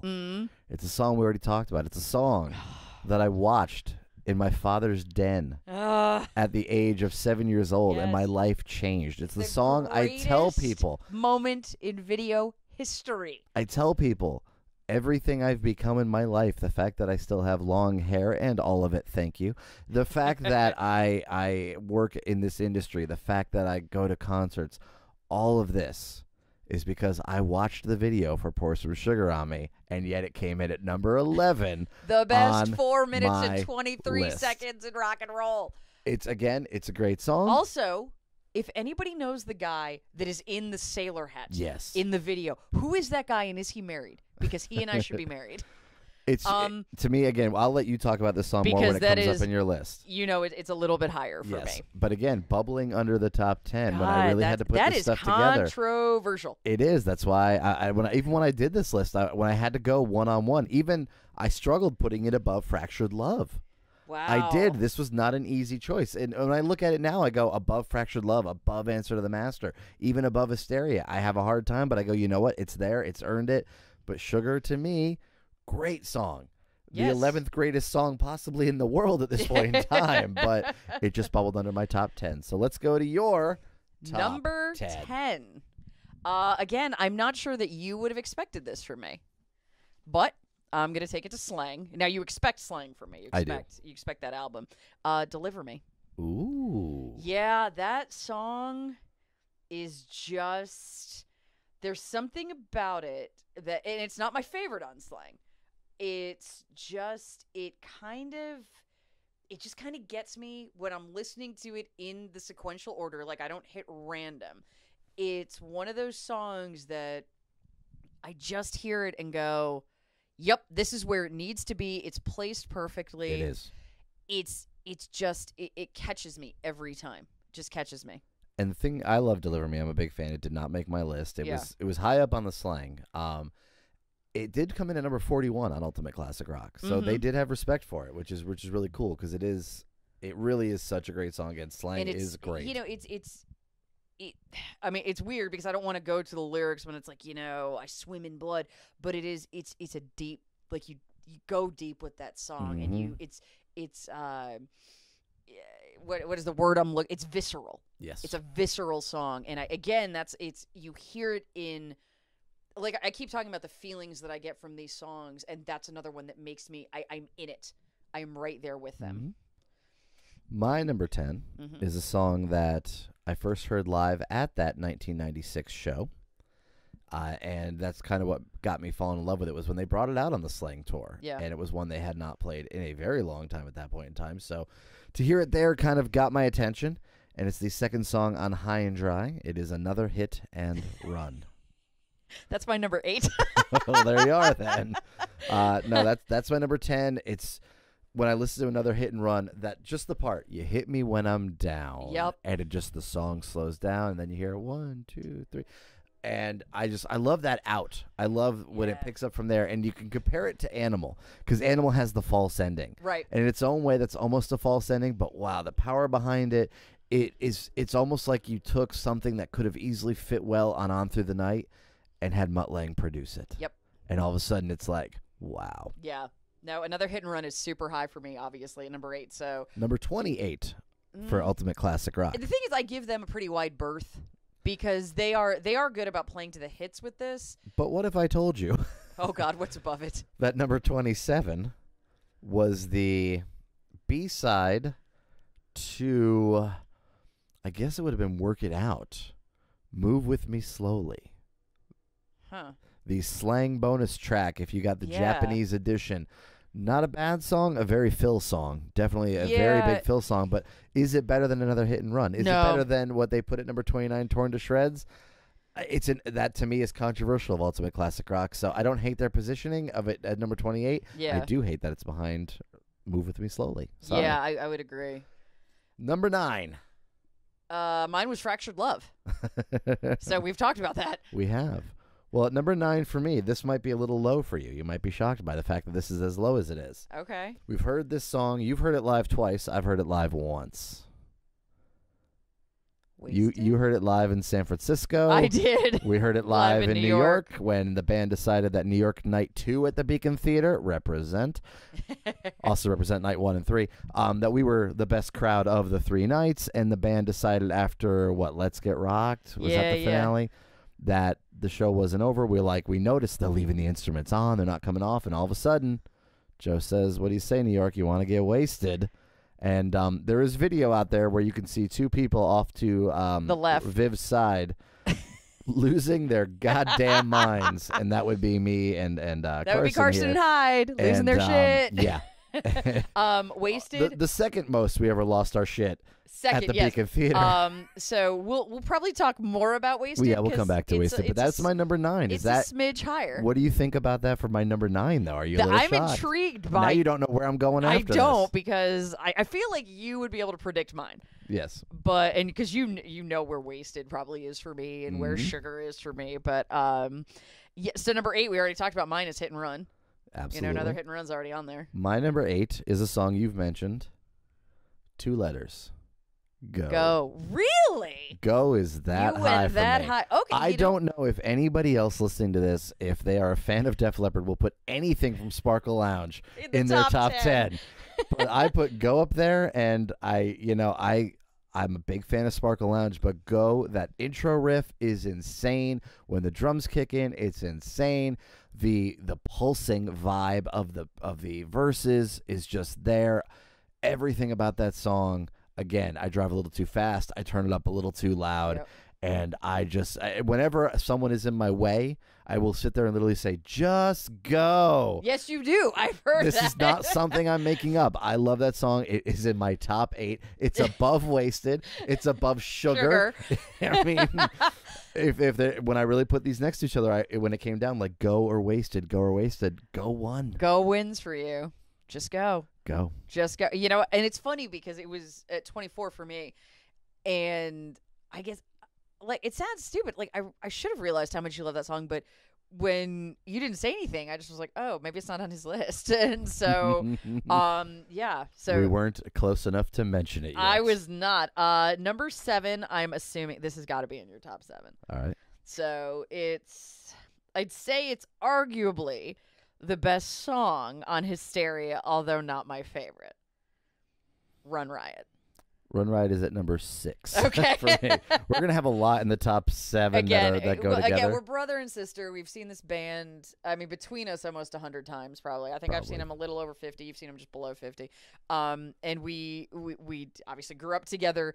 We listen to the same music, and we happen to have our favorites. And so, yes, there is going to be some overlap. So Run Riot is... And let's be fair, 9 times out of 10, it would be me coming to you going, okay, I know we like Hysteria. Check out Run Riot. Yeah, Listen to this song like 50 times and trust and then me, let's do you'll it. get it. And that goes back to that same era for me when I really discovered Side 2. Yes. I hate to say it, but it was like all of a sudden I would listen to it and I became obsessed with Run Riot. And I've always been a singles kid. That if it was on MTV, if it was on the radio, that's where I got my music. For me to deep dive into an album, I didn't really start doing until a little bit. There were a few albums like Hysteria I listened to, but I'd always like Rewind Sugar and things like that because that was a radio hit and I love that song and whatever. So it took me getting a little bit older to really go into the album. So Run Riot, you'd always talk to me about, and finally I was like, okay, oh yeah, all right, kid was right. Like, little brother knows best. And when we went to see them in Vegas, there's 3 nights, and they did Hysteria front to back for Viva Hysteria. The fact that Joe sounded as good as he did on Run Riot that late because you're playing it in order. That's not an easy song to sing. No, that is all that up. late. Oh my God. Like, bro, and that's way after to go. a night of doing Dead Flatbird, which Dead was Flatbird. early songs. Which, oh my, look, man, if you just did Dead Flatbird, I can't, like, that's one I would just quit my job. That's one where I'm going full on Deadhead, and I'm following Dead Flatbird around. Exactly. DED head. DED head. So yeah, Run Riot is just it's because I feel like I just go like it's just great because that's how I feel about all of them. But it's Run Riot. The energy. It's the energy. I love those energy songs. And yet, Joe Elliott will tell you it's the worst song on Hysteria. know, but he he's says it sounds wrong. like an incomplete idea, and maybe it is a piece of what Pyromania 2 would have been, and maybe it is the leftover from what they were trying to avoid. I do believe Run Riot was part of the early track listing that was sent out with the fan club back in '84, where they were trying to convince everyone, hey, we're still on target, we're still doing good, even though Rick's had his accident. Coming at number 58 on Ultimate Classic Rock's list. Way too low. And yet I don't hate what they have around it. They've got Day After Day right above it. Love Day After Day. Did make my list. It was above Miss You in a Heartbeat. Don't argue with that at all. Can't imagine those two being next to each other, but here we are. But yeah, Run Riot, just so much energy. Again, the production on it, the bass on that thing is like Rick Savage is smacking a metal sheet. Yeah. It's so harsh and hits you that there's no way not to be into it. And I love it. It's the ultimate. It's honestly, in a lot of ways, it's very similar to what Let's Get Rocked became. And maybe that's almost why he looks at it as that. Yeah. It's the bummer getting out of bed. I mean, that's what Let's Get Rocked is all about, not wanting to get out of bed, right? So maybe the completed idea was Let's Get Rocked. Let's Get Rocked. My number 7, we've already talked about, is Desert Song, because you just can't say enough good about it, to the point where we were backstage, not backstage, I'm going to say that differently. We were at a meet and greet with Def Leppard, where it was in Connecticut at the Oakdale, as it was then, whatever it is now, and the radio station there was giving away meet and greets, and they were doing Def Leppard trivia. Well, I answered the first question straight out the gate. Right. And then they asked what album came out in 1984. And, well... Yeah, here's what happened. So let's actually back this up a little bit. So they're doing the meet and greet giveaway, and of course he answers the first question right, and you would think he's going to bring me backstage with him. But we had my mom, who is also a big Def Leppard fan, and a friend of his, and he was like, no, I'll take Mom, and you stay here with my friend. You answer the next question, because I know you'll know the trivia. Exactly. And that was smart, his thing. Smart. Very smart kid. He's like, I'll get us all backstage. And so when they start asking these questions, and they know we're together, so they're letting other people win. And when they say, what album came out in 1984? And we're like, First Strike? I mean, like, The High and Dry remix? yeah, like what? And so finally, and then the guy's like, "Oh, retroactive," and I'm like, "No, that was '94." I then got verbally into an altercation with the DJ to point out to him not only was he wrong, but the answer of High and Dry with remixes was correct. And eventually he just acquiesced, and now being in the DJ myself, like, I probably was just like, God, fine, go back. What do I care? Right, and the thing is, I actually had talked to the guy because I was doing radio in Connecticut at the time, but I was on I was not on a rock station, and I would get out of work at midnight, and I would call them because they would play like 80s rock, and I would request things like Rad or whatever, and he'd be like, "What are you doing up this late?" I'm like, "Oh, actually, I just got out of work. Where do you work?" Another radio station." He was like, "Seriously? Yeah, I'm blah blah on this station." He goes, "Are you allowed to talk to us?" I go, "What do I care? It's midnight. My boss does mornings. He's not listening." And so I actually introduced myself later. He's like, "Oh my God, that's you." So it smoothed things over. But still, we probably came off And- as a little scary there, and that's fair. Well, we're there in our British flag So, shirts. oh yeah, And, the three of us wearing know. British flag shirts. So then we go back to the meet and greet, and the guys are taking their time. They're signing everything for everybody. And as Joe is talking to me, I mentioned something about, oh, I'd love to hear Desert Song. Are you guys gonna play Desert Song? And he looks at me and he goes, live. And again, it wasn't mean. It wasn't anything like that. But he's just like, I appreciate you like it, but come on, like, that's not gonna happen. But I was hoping, and then all of a sudden, during the show that night, he talks about they're one song away from the last song, and he says something to the effect of like talking with someone earlier or seeing a shirt or something like that, and I'm flipping out, hoping that we're gonna get wasted or something. And instead, he saw somebody with a Thin Lizzy shirt, and they proceed to play "Don't Believe a Word." I think is what Yeah. it's called, and I'm like, "What? Yeah. I told you, Desert Song. Come on. I wanted to hear Wasted. Like, what are you Jesus, doing Joe. to me?" Come on, So, man. Yeah, so he was not there on that, but Desert Song absolutely is. Again, right there, I've got Go and Desert Song one right after another on my list as album openers. There's a reason they're there. They set a Yep. tone, and they're great. They are. So my number 6 is Run Riot. What was your number 6? This is not on your list, Okay. but it is my favorite song off Pyro. Oh, Stage Fright. did not make my list. No, You are it doesn't, because correct. I will tell you, it is not a critical darling. But here's where Stage Fright got me, and this is the emotional reaction, as not so much talking about the song itself, but when I started deep diving into their catalog, I was working in New York City at the time, and I had my little Discman, and I would bring various Def Leppard discs, and for like a week I'm listening to Pyro, and it was about an hour and a half, 2 hour train ride each way every day, and I would listen to the music at night. And I would start drifting off, and whether it's Photograph, whatever is playing, Stage Fright would wake me up every time, because the melody it got in my head, and just the welcome to my show, it would wake me up. And I love the melody of that song. I love the tune, and I know that it's not necessarily a huge favorite, and it's not a masterpiece, but for me, I get so hyped because we saw them play it. Dead Flatbird did it, and then we also saw them do it night 3 at the Beacon. It's true. And night 3 at the Beacon, we will talk about a little bit more, That's probably coming a up few later. songs from now. And that set list that night was so spectacular, and Stage Fright was a part of it, and it really doesn't get much better than that.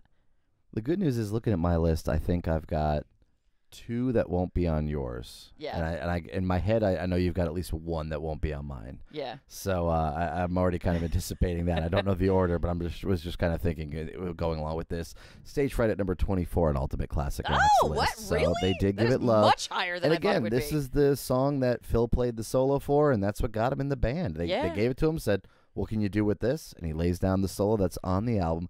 Stage Fright, I actually like more in its in the round version. Yeah. It stands out on the album because of the fake live intro. Right. But in the round as the intro, it's awesome. It's but did not make my list. It's such a great opener. And yeah, and especially to open in the round, which is just iconic concert videos. So now I'll go to your number 5. Oh, what was your number 6? It was Run Riot. Okay, that's right. All right. My number 5, I don't know if this would be on your list, It may or may not be. but it's the opener. Because I've felt a lot of song ones, man. Yep. But Rock Brigade, On Through the Night. Is number 5. We're literally the same. All right. And I gotta say, it was a slow burner on me. It wasn't when I first got the album, when I first got On Through the Night, somewhere around 89 or so. I skipped it. I listened to Hello America because it was on Astoria. It was the one we knew. And I got into the album more and more here and there. Rock Brigade, I don't think, was one that I jumped out at immediately. And yet, by the time I got the CD, that riff, everything about Rock Brigade just kicks. And when they just played it, the drums are marching. Yes. Like, here comes a brigade. It's, again, you have it's not even visual with this one. It's just, it is calling you attention. It is commanding that you are now a part of this. Mm-hmm. And, you know, they might even steal your sister. It happened to you. It does. Happened to you, Hyde. It did. But I think with Rock Brigade, too, it's just so British. Because Yes. let's face it, no one in America would write the word brigade into the title of a song. It's only a British thing. You know, And but I like Iron appreciate Maiden. Exactly. And so when I look at they did play this live, when we saw them at in Vegas doing Dead Flatbird, and they had not at that point played it live. They'd played Good Morning Freedom. I believe we were the first night they did Rock Brigade and On Through the Night. Yes. Were the first times, and hearing Rock Brigade live was Oh. insane. And to hear Rick Allen talk about what a challenge that was for him, Yeah. because they started playing it, and also he's like, guys, I haven't played this number one since I had two arms. Right. And again, it's a drum track. Even on Ultimate Classic Rock, they say, look, it's notable for the dashing way in which Rick Allen plays his drums. Like, it really is this insane thing that I can tell where Rick probably was like, guys, give me 10. I gotta just need do to work this. this out, man. And hearing it live, and they played it twice in the time that we were there, it was so beyond incredible. And again, just that was the reason to be in Vegas more than anything else. We'd bought the tickets long before we even knew Dead Flatbird was a thing. Yeah, oh my God. Kudos to our band. Yes. Kudos for Dead Flatbird, because you gave the fans exactly what we wanted. That was incredible.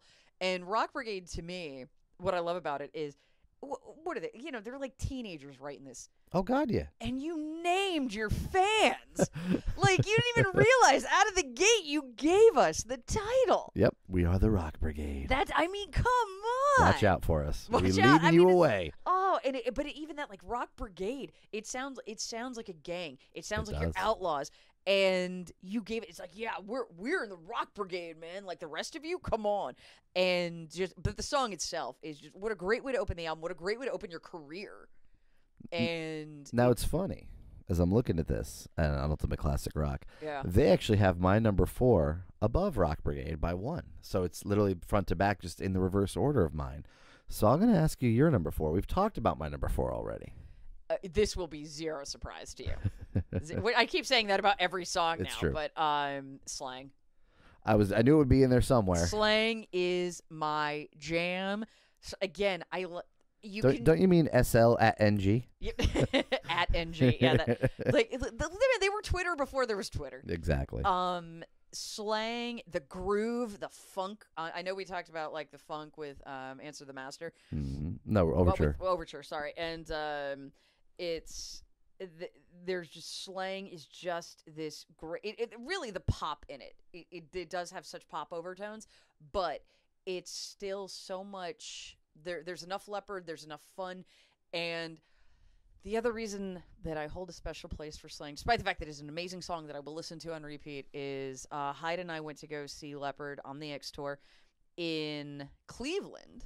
Mm-hmm. It's actually where we're recording this podcast. Yes. All these years later, we had no ties to Cleveland. Now, like, our family lives here. We went to go see them, and it was, for us, it was the first show of the second leg of the X Tour for us. They had started, I think, in like Pittsburgh, and they actually played Rock Brigade. Yes, they did. And we didn't get to see it. No, we didn't. But like we talked about with the X Tour, they played a lot of different stuff. They got to play longer set lists, and they mixed it up. And I had gotten us front row tickets because scalpers. And I went through a ticket broker, and I got us front row. And they launch into Slang. And I'd already loved this song. I'm dancing. I'm losing my mind. And Joe sees this blonde girl losing her shit in the first row, singing every word, and he leans down in the second verse with his mic and sings it to me face to face. That was, like, it's not only you're getting that moment with your favorite lead singer of your favorite band, but it's also that moment with one of your favorite songs. Mm-hmm. and that just ups the ante. Sling on its own, if that had never happened, still would be my number 4 song, but that memory specifically just makes it that much better. And again, I like Slang. It's a natural progression from Sugar, and yet in an updated way for 1996. I think it's a lot of fun. I love the video. I think the video is so fun. It's just a matter of it didn't make my tops, and Ultimate Classic Rock had it at number 35. So they disagree with you. So my number 4, and again, in your brain, think about this. It's above Desert Song. It's above Run Riot. It's above Rock Brigade. And it comes from the same album. And it's a question. It's not Where Does Love Go When It Dies. It is Truth. Yep. Truth is that good. And as I was saying, Truth sets the scene for the ride you're about to go on Slang. Now, I got to give special love to the Truth original version that came out on the deluxe version of Slang. It was also on the Work It Out European single. The song is completely different. The music is very similar, and yet few lyrical hints there, and yet they did redo the entire song, rewrote it. I love both versions almost equally.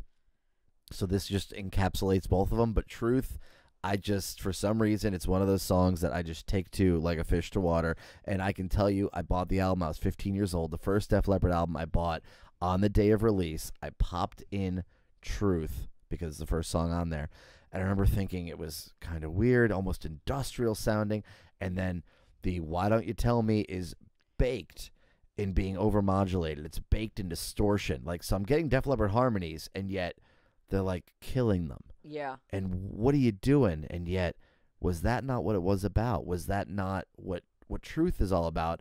Is it's all about, am I a victim of youth? It's they're plays in that new trail, and in my opinion, did it so fantastically, and Truth sets the scene. And with, honestly, the sad thing is saying that Truth is my number 4 is saying that everything else was downhill from Truth, but it was downhill on a very slow gradient. It really, Truth set the scene in such a way, and Slang, again, I still got mad love for it. Well, Truth, came in 15 for me, and there were, obviously, I had 2 other songs from Slang that made it higher, but it doesn't mean that it's weird because I go, is Truth the 3rd best song? No, because again, as an opener, it's so fantastic. So exactly, I totally understand, and it does. And Slang, oh God, Slang is so good. God, can we just put it out there? That album is minus 1 song is so good. So yeah. So here we are, the top 3 Def Leppard songs. And so what comes in at your number 3? Because I dare say we're gonna have probably 2 out of 3 of these alive. I think we are. Neither one of us has touched this song yet. Oh, wait. Right. No, wait. You did. Oh. No. So then I've got one that's going to shock you then. Yes. Okay. Because we talked about Night 2 at the Beacon. We did. Wasted. Number 3. You know what I forgot to put on here? Shoot. I know I'm missing a song. Uh-oh. I mean, it's 25. But yeah, I just realized because it was Wasted. So. Oh, my. Uh-oh. So now I might not know what your number 2 is. No. It would not be a top 3. Okay. It might have bumped Disintegrate off the list. Okay. I would have to probably reorganize the last. How did I miss Me and My Wine? Ooh. That I know that was on my list. I don't think I transcribed it because I rewrote this list too many times. Oh, because I thought Wasted, and I'm thinking booze. Like, damn it. Okay, but anyway, so Me and My Wine, honorable mention. You should have been here. Again, 2 hours. I'm like a goldfish. This could change, but exactly. Wasted. When I saw them play that in San Francisco, I want to say it was like December of 2002, and I drove through. Here's the thing: I've driven through 2 hurricanes to see Def Leppard. The first one was '96, and then it was 2002. There was a freaking hurricane in San Francisco. A tree limb fell in front of our car. It was me and my best friend from college, Robin, and I think she was unemployed at the time, and I was like, "Hey, I've got a free flight." She was in St. Louis. I'm in Connecticut. I'm like, I'll fly you out, and we'll go see Def Leppard. She's like, yeah, that sounds great. And she had people we could stay with, who, by the way, live on the bay. Oh. You could stay, like the Golden Gate Bridge was like the bridge was in front of their house. Wow. They were one of those. Yeah, it was beautiful. So she knows rich people. Awesome, cool. Let's stay with them. Anyway, we're driving into San Francisco, and there's a tree limb falls in front of our car. She does some maneuvering around it, and like we are probably going to die, but I don't care because we're going to see Def Leppard. Almost any other band, I'd be like, I'm not braving the elements for this. But no, it's Def Leppard. And it was a GA show, which we know I hate GA. That's true. And it's late. It's the end of the set, and you were in Connecticut at the time, and so it's a 3-hour time difference. And Leopard busts into Wasted, and I lose my mind. And I'm calling you, and you're like, oh, like, I can't even hear it. I'm just holding up the phone. I don't even know if you can hear it. Probably not. And these are not good cell phones. Oh no, this in like 2002. Folks. oh my god, we didn't even have razors yet, right? It's like, here's my StarTech. Yep. I'm throwing that up there. And I forget, but somebody threw a pick at me because I was, and I forget, I don't know if it was Viv or Phil, and just the fact that they played Wasted, it was insane. And again, Wasted's just such a great song, and the guitar on it sets it up so perfectly. And even the double entendre of using the word wasted, not just meaning drunk, it actually does show a little bit of youth, discouragement and disparity and even anger, and it's such a great song.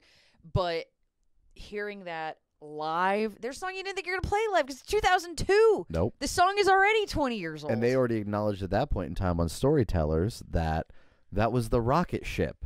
The shuttle takes off, but On Through the Night falls back to Earth. Yes! And that's the thing. We didn't think we'd ever get anything from On Through the Night ever, live again. ever. And Wasted, for me, that riff will never get old. No. And coming in at number 39 on Ultimate Classic Rock. And just for fun's sake, number 38 was Love Bites. Oh, dear. So Love Bites not making my above Wasted. So, no. And I had Wasted at 9, so that Spoiler, tells you. not in my top 2. Yeah. So number 3 for me, we're going to go back a little bit farther into the future. Something that's higher than Truth. Yeah, something higher than Truth. This is not an easy one. But when it came down to really putting this thing together, I had to go with my number 1 song. As we said, we did this with, we did it with the idea of taking the best songs on each album and comparing them. And I had to go with my number 1. That also came in at number 4 on Ultimate Classic Rock. My number 1 from High and Dry, Bring It On the Heartbreak. Really? Better than Truth. I didn't know you were such a fan of this song. And I'll tell you why. And I don't know, again, I don't know the sentimentality of it, but Steve's solo, the small one and the long one. Yep. And I'm going to be really harsh here. I'm going with the 84 version. I love the keyboards. I love the There's janky no shame 16th. in the keyboards. I love the janky 16th note keyboards. I do. Bring On the Heartbreak. I'm sorry, when the studio version of that one kicks in. Sorry, I like this one better in the studio. When the guitars kick in, this is Mutt Lange on full display, honestly, for what would come 2 albums later. Heartbreak could have gone on a stereo with the sound of it. The fact, again, that 23-year-olds were writing that, or 22-year-olds, my mistake, 22, 21-year-olds, were writing Bring On the Heartbreak. We're writing that riff, the lyrics, everything about it. It all comes together. The music is perfect.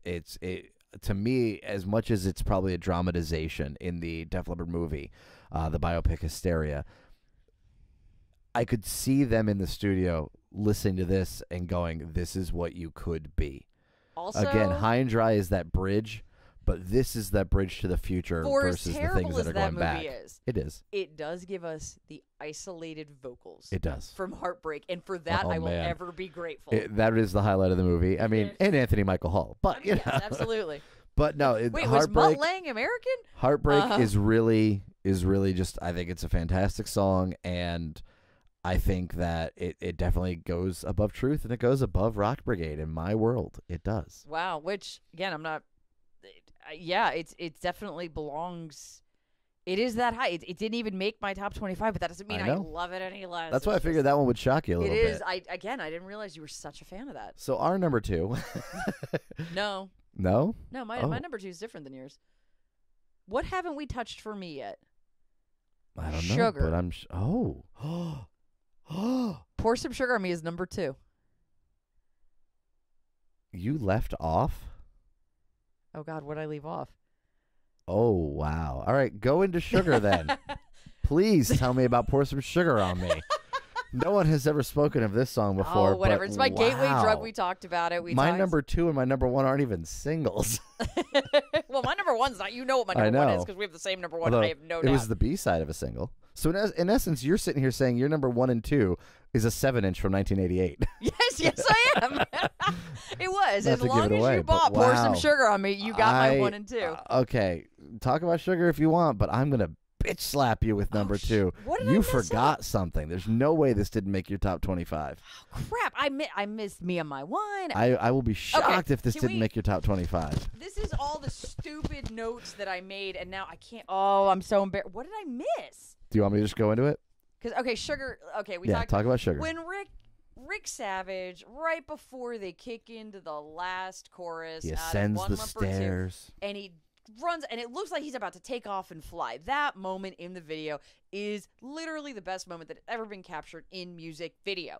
And the second is the sailor hat guy. The sailor hat guy is, oh my god! I And let's talk about the fact that last night, you and I had the pleasure of shaking hands, hugging, and talking with one of the guys who was in the Demolition Woman version of Pour Some Sugar That's on Me. true. Don't forget that. That is true.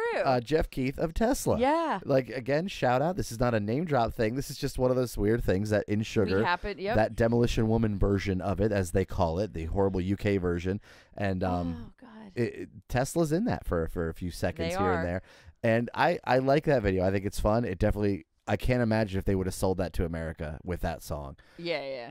Because as I said, when it comes to Sugar for me, I watched them on this in the round stage, literally surrounded by people. Yes. That's the difference in being in the round from a visual camera That was perspective. and like no Wayne matter what Isham, angle. his direction Ooh. in that is Uh, again. There's a life reason- changing. literally for both of us because and I always explain to people, and I talked about this on the Black Cast a little bit. I referenced my friend Christian, and he had messaged me when we were going to talk about the Rock Hall. That's what I was doing on his podcast, and he said, you know, what's your favorite Leopard song, which we'll get to. But and I said, and the one I named is not necessarily known by people who like, you know, fans know it, but like casual fans don't. And I said, but Sugar's always a top 5 if you want to use it. And he was like, really? And we went into this whole discussion about how Sugar is an amazing song. I will never get tired of it. I don't care how many times I see it live. I don't care how many times it comes on the radio. How many times I've played it on the radio. That is my job. And you know what? I don't answer the phones. No. Because I still crank it because Sugar is that damn good. I And think it it's will number never 11 be good. bad. It's okay. What's number 2? What did I screw up? Well, Oh God. it came in at number 55 on Ultimate Classic Rock. And maybe I'm wrong. Maybe this is not in your top 25. I'm thinking of what the songs you've put there, and Yeah, but I feel like you know I me kept well waiting enough. to hit it, and it didn't hit it. I'll show my nerddom here. It's a song written about a guy named Peter Mensch. And in Oh. 1983, they changed his name to Billy. Yes, they did. Is this really not in your top 25? It's wow, not. that is no, the this saddest is your, thing ever. I love it. It's a masterpiece, but this is your. I really thought almost Billy's favorite song. Got a Gun is Mhm. my second song. This is one my grandmother, who at the time would have been born in 1908, so 80 years old, Yep. when she went to the mall, and I wanted a Def Leppard record, and she bought me Pyromania. And at the time, I knew nothing about Pyromania other than Pour Some Sugar on Me, Love Bites, and Armageddon. It were not on it. Because that's all I knew. I knew Right. MTV. I'm 8 years old. I can't go out and buy these things. So It was on the Christmas list. it was. So she asked Mom, okay, so she obviously had to go into a record town, or if it was the Naugatuck Valley Mall, it might have been a Sam Goody. Yep. And she had to go, 80 years old, go up and ask a salesperson, because I don't think she went searching and digging through the No. records. She went and asked for a Def Leppard record, and happily, they Okay, except who is this asshat that the woman comes in and is basically like, my grandson would like a Def Leppard record, and like. I'm doing Howard Stern, Mom. I can't that's do our not our version. grandmother. It's not, but I mean, She was Italian. She was Italian. Like, I want a Def Leppard record. Is that better? Is That's CeCe DeVille. Okay, so she goes and she says, I want a Def Leppard record for my grandkid. And they're like, Pour Some Sugar on Me and Love Bites are huge on the charts. Here's Pyromania. Yeah. Come on, I mean, maybe man. they were out of High and Dry and they wanted to make the sale. But whatever Yeah. it was, I got Pyromania. I knew nothing about it. I knew the logo was the same as I'd Yeah. seen, so I knew it was Def Leppard. At the time, I think they'd done the Def Leppard rockumentary, so I'd seen clips of Yeah. Photograph and Foolin'. So I'm like, okay, but I played it through, and I hit Billy's Got a Gun. And I think that was instant. There was just something about it. Again, big harmonies. The keyboards on it. The just the long chords by Thomas Dolby. Yeah. I mean, I had no idea at the time who Thomas Dolby was, Nope. but I mean, it was. There's just something about Billy's Got a Gun. It's a good story song, and Def Leppard is good at these. You'll find on here, I've got Go, I have got White Lightning, I have got, Overture, I've got Paper Sun. Def Leppard writes great. They do. They write great story songs, and so Billy's Got a Gun. I can't even tell you what the story necessarily is. No. It's about a guy with a gun. Yeah, But I remember a guy specifically, named Billy, I think. I used to write, as I think a lot of people did, especially when you're a music fan. I used to write song titles on my binder at school, and one person had the gall, had the absolute horribleness within them to go, "Don't you mean Janie's Got a Gun?" Now, don't get me wrong. I loved Aerosmith, still do. Pump is a masterpiece of an album, but I had to assure him, no, I did not mean Janie's Got a Gun. I didn't. I meant Billy. And I don't even know what happens at the end of the song that just goes on the fade out groove on the record, but you know what? It's part of it. It's awesome.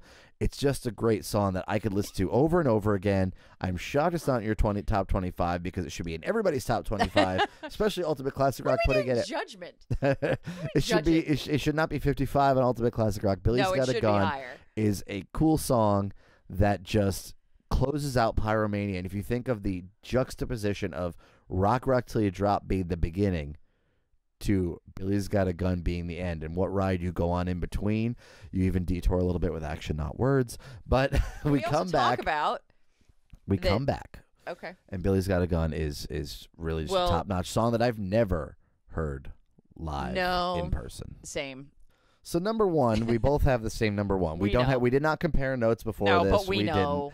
And number one is the greatest Def Leppard song of all time. First ever named in that very same thing we talked about earlier with the when they talked about a potential set list for, or sorry, not set list, but track listing for Hysteria in that fanzine where they were trying to let everyone know, hey, things are going well. It was also referenced in a Kerrang article at that same time, track listing there. It was there. I don't know when it fell off. I would love to know, did it get replaced for Sugar? Did it get replaced earlier than that? I don't know. But coming out as the B-side of Sugar in America, B-side of Armageddon in Europe, and finally seeing an official release in 1993 on Retroactive, it is the number 32 song according to Ultimate Classic Rock. But the number one song, which places it firmly behind Guilty from Euphoria. Stop, Ultimate Classic Rock. Stop with your heathenism. The number one song is Ring of Fire. Ring of Fire. Now, again, this is where, like she mentioned earlier, she was a singles chick. I'm the guy who had to digest everything. So she bought the 45. I commandeered the 45 for Pour Some Sugar on Me. And I did a crazy thing.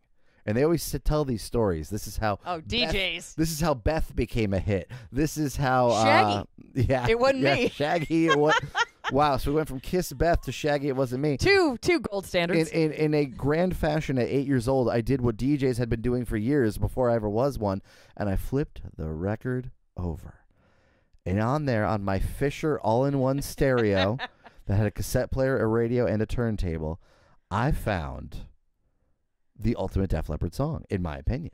Number one, Ring of Fire, regardless of the fact that it may or may not be about diarrhea. I mean, I know. Like, why does the story keep changing on that? Even if you check your retroactive liner notes, they flat out say it's about, well, you don't want to know. Exactly. So, Ring of Fire just never lets up. It is all action. I love the sound of the drums on it. I love the solos with that cool phaser effect on it. I love on the original version, the B-side, where the cymbals at the end just seem to be played at random with no good intention toward them. Joe's vocals are just in that stratosphere. Again, this is probably a song that would have made Pyromania 2, and I get that. And yet... But it's... If you put Desert Song, Ring of Fire, and Animal on an album, you might have something special in that Pyromania 2 vein. And it wouldn't be quite Hysteria. I don't think there's a spot for it on Hysteria. I really don't. But Ring of Fire is this island unto itself. It is. It just. It grabs you, and it picks you up. And it takes you, and it is not letting you go until it is done. Whether it's a whammy bar that you like, you're almost, and you feel like they're like at one point you feel like a string is what's holding up the guitar. Like it feels reckless, but they know where they're going. It's just so, it just won't stop. And it shouldn't stop. And you're on this ride for over 4 minutes and you don't want it to end. You just want it to keep going. So let me go Sophia Petrillo on you right now. Oh.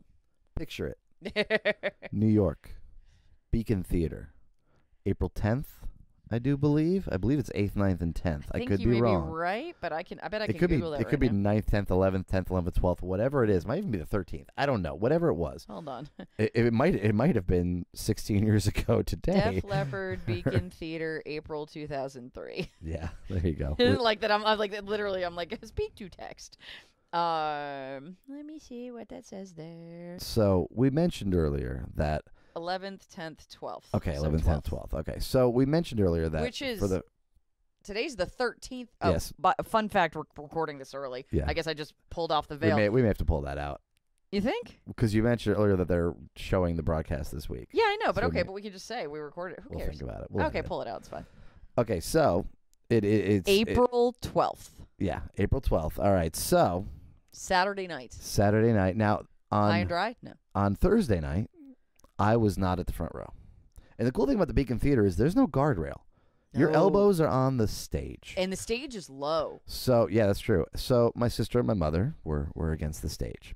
Night 2, when they did play Wasted, as we mentioned earlier, I was front row with my sister. Now, let me 3. Back that up. Here's what happened. That because back in the day when you had to have ticket brokers and you go on these sites and they would mail you tickets in FedEx envelopes, which now is so ridiculous. Like, oh my God, that could have gone up in flames.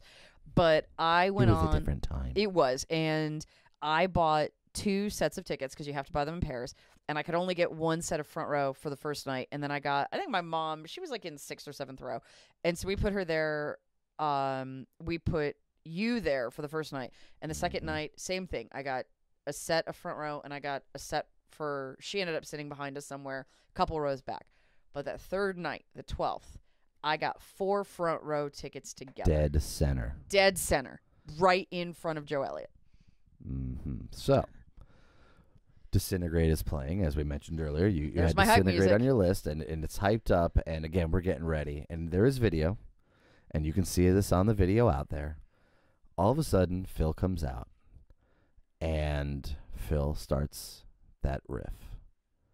And you see again people losing their mind at the front of the stage, right there in the front row, dead center.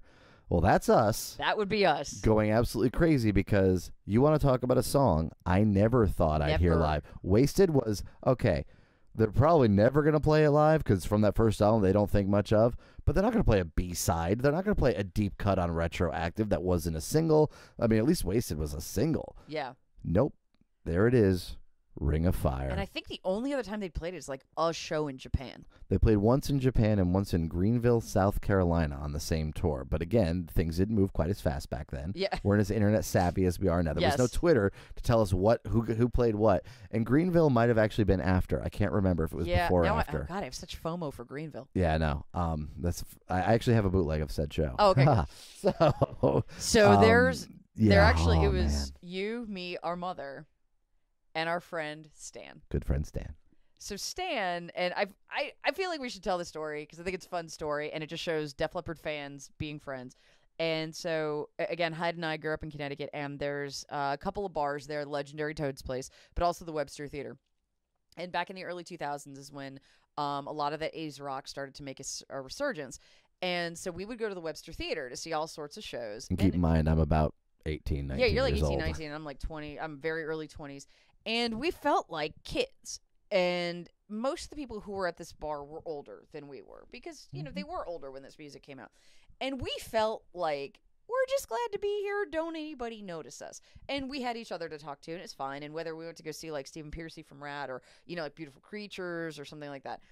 Well, anyway, there was this one guy that we noticed all the time, and he wore like this black cowboy hat, and he had the black hair, and he just wore like cool pants and stuff. And he seemed to be the ringleader. Mm-hmm. But like, we're not cool. We're just here to like the music. Well, I had gone to see Def Leppard in San Francisco, as I mentioned, the Hurricane. And you went to, was it Dio? Yeah. Yes, it might have been Dio. It was a 2002, Dio that show. sounds right. And so I missed it. And so you were there by yourself. And you start talking, and so somebody came up to you, and they were like, "Hey, where's your girlfriend?" Because they, obviously, it's natural assumption. Like, nobody thinks your brother and sister, because that doesn't happen as often. And so it's like, "Oh, that's my sister. She's out seeing Def Leppard." And it turned out to be this guy, Stan. He's like, "That's my favorite band." And so you guys start talking about Leopard, and so the next show I come to, we all start talking. You guys introduce me, and it was like a week or two before the Beacon Theater. Yep. And I knew I had these 4 tickets, and so I said, "Are you going to the Beacon?" He's like, "Well, I want to go to Saturday night show. Do you have a ticket yet?" No. I'm like, "Hey, I have an extra one. Just come with us," because it was going to go to waste. Yep. And so he shows up at the Beacon, and he showed up before we did. He met Rick Allen. Yep, he did. He got a picture with him and everything. And he brought a camera. He brought a Thing camera. is, we didn't bring cameras back then because, man, Connecticut was tight on cameras. Yeah. You could not bring a camera to anything. You had to sneak it down your leather pants, which I did. Don't get me wrong. But Johnny man, Leatherpants. you could not bring a camera to anything. It's so lax when you think about it now that everyone just has them on their phones. And as much as people try to put them in the bags or whatever, you could not bring a camera to anything. No, he brought a camera. And I think it was just one of those disposable. Yeah, it was nothing special. He had a disposable camera. And so when we met him in the theater, I'd actually kept the secret. And we meet him up front. And I was like, "Oh, did I mention we're in the front row?" And I think those tickets, they were scalp tickets. They cost $400 each. $400 each. I mean, I paid what people would say like 2 mortgage payments. But I didn't own a house. It didn't matter. Nope. And so they open with Ring of Fire. And you and I lose our mind. And Stan knows the song because Stan is a fan. Yes, he does. And he's taking pictures. So we have pictures from that night. Because God bless him, he made us copies. Because remember back in the day, you could just text them to somebody? It's true. You had to make different prints. And so when they came out and they played Ring of Fire, again, you've never seen 2 people lose their minds. It might have been the X Tour, but trust me, it was Euphoria. Yeah.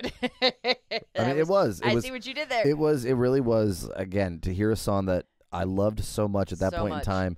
I'd loved for, 16 years of my life and at had resigned only being ourselves 22. that we were never going to hear it. No, it was Because never it going to seemed happen. like, because also it's not easy to play live. No, a lot And going on. There's so much happening. And so it's to the culmination of, this list is also a way for us to kind of go down memory lane and stuff. But it really is the connection to that song, and seeing it live is just such a, I will say it's not the greatest moment in our Def Leppard live memories, No, but it's close. it is. It's very close. And a follow-up, when Def Leppard was putting out, or not, I don't think they were putting out the Yeah album just yet, but they were going out doing the Bryan Adams tour. They did an episode of Rockline. Yeah, And- I went to that tour. And I decided I didn't. No, I drove to Dayton from Nashville. What No a one's deci- gone to Dayton. Oh, So although they do have Red Robin. So I decided to call into Rockline, and the question, I think I really wanted to ask them something about like re-releasing remastered stuff, but someone took the question while I was on hold, and I was like, uh-oh. So I said something to the effect of, hey, I saw you guys 13 times on the last tour, and they were like, wow, that's amazing, thank you so much, like, and I said something like, it was great for me every night. How do you keep it fresh for yourselves? And sure enough, they talked about how, every night you're playing for people. It's great. And then they said, they would switch up the set list every now and then. And they said to the point where they opened a few shows with Ring of Fire. So I got Ring of Fire shout out on Rockline, which really was the whole point. But they mentioned that. And I actually sat there thinking, I'm still listening to the conversation. I think I'm still on. I'm like, oh, I was there for that. Well, what I didn't know is they'd already muted me. right. So I'm like, oh, okay. But so that didn't go over the air. But no, it was like that was how they were keeping it fresh for themselves. And you know what? If they want to keep it fresh again, play Ring of Fire at every show I go to. We'll be good to go. Yeah, because that will be fresh. That will be 100% fresh. It always will. It'll never get old because I've been a Def Leppard fan for 31 years, and in 31 years of my 38 years of existence, Ring of Fire has never gotten old because I flipped it over back then. And I remember, I've talked about her a little bit, my friend Janelle, who's also a huge Def Leppard fan. I sent her this list, the Ultimate Classic Rock list, and said, there's some things that I'm like, I agree with. There's a lot that I don't. And she's like, and I said, I think John and I are going to do, you can edit that. I said, I think Hyde and I are going to do a podcast. And she goes, I'll absolutely listen to it. Well, anyway, her older brother was a huge Def Leppard fan. And I brought the Sugar single to her house for us to listen to. And her brother took it, and he went upstairs to make a copy of Ring of Fire because it wasn't on an album. Yep. And so he went to go put it on a tape. And he came down. He was like, "This song is great." And I still remember Bill being such a fan of that song. And it's still that song that comes on, and you can't. It's just. And I hate to say it, there's something the Ring of Fire version doesn't have the punch. It's still good. It's still great. I don't know what it is. If it's just an extra mastering job or something, the original B-side has everything I want in it, and it doesn't have the intro that the retroactive version does, but it is a great song in any particular version. And this might be the longest podcast I've ever done, but God, it's like my favorite podcast ever. Absolutely. Because all I want to do is talk about Def Leppard. We are not yet at 2 hours. We're on our way there. So that's our 25. Do you agree? Do you disagree? So bonus, worst Def Leppard song. I don't want to go there. I really don't. I will tell you, when Def Leppard uses answering machine lyrics in a song, not my favorite. When they want to cry. But oh, God. Yep. Here's the thing. I kept referencing everything on Slang but one song. I know there are a few fans who will be a little disturbed by the fact, again, nothing from X made my list. I didn't do any covers. No, even Action. Their version of Action is great. It doesn't make the list because it's a cover. Because Ultimate Classic Rock didn't put the covers on either. Exactly. So that's why we decided. Now, I did not have anything included from the latest Def Leppard album, the self-titled. My number one off that album, Bubbled Under, but it is my personal favorite is All Time High. Yes, you do love that and song. I do want to give a lot of love to that. I think it's such a fun song. It really stands out on the album, but it's just nothing from that album made the list. Nope, Man Enough is probably my favorite jam on that album, but it's just not my top 25. Nope. And to that said, I can't wait to hear the next Def Leppard album, which hopefully will be sooner rather than later, because again, I'll be first in line buying it. And let it be said, for the Def Leppard self-titled album, I've got the picture disc vinyl, I've got the black vinyl, so not to worry. I have a picture on my Instagram of when I went to Target to go buy it. Yep. And also, this is another one that I was a program director of a rock station at the time, and when I got they send us music, obviously digitally now. There's no reason to send us albums. And I got, here's the new Def Leppard single, and I downloaded it. It's like 5 minutes. Yep. I think Let's Go is 5 minutes. And I put on my headphones, and I'm sitting in my office that I share with other people, and I just went into my Leopard happy place.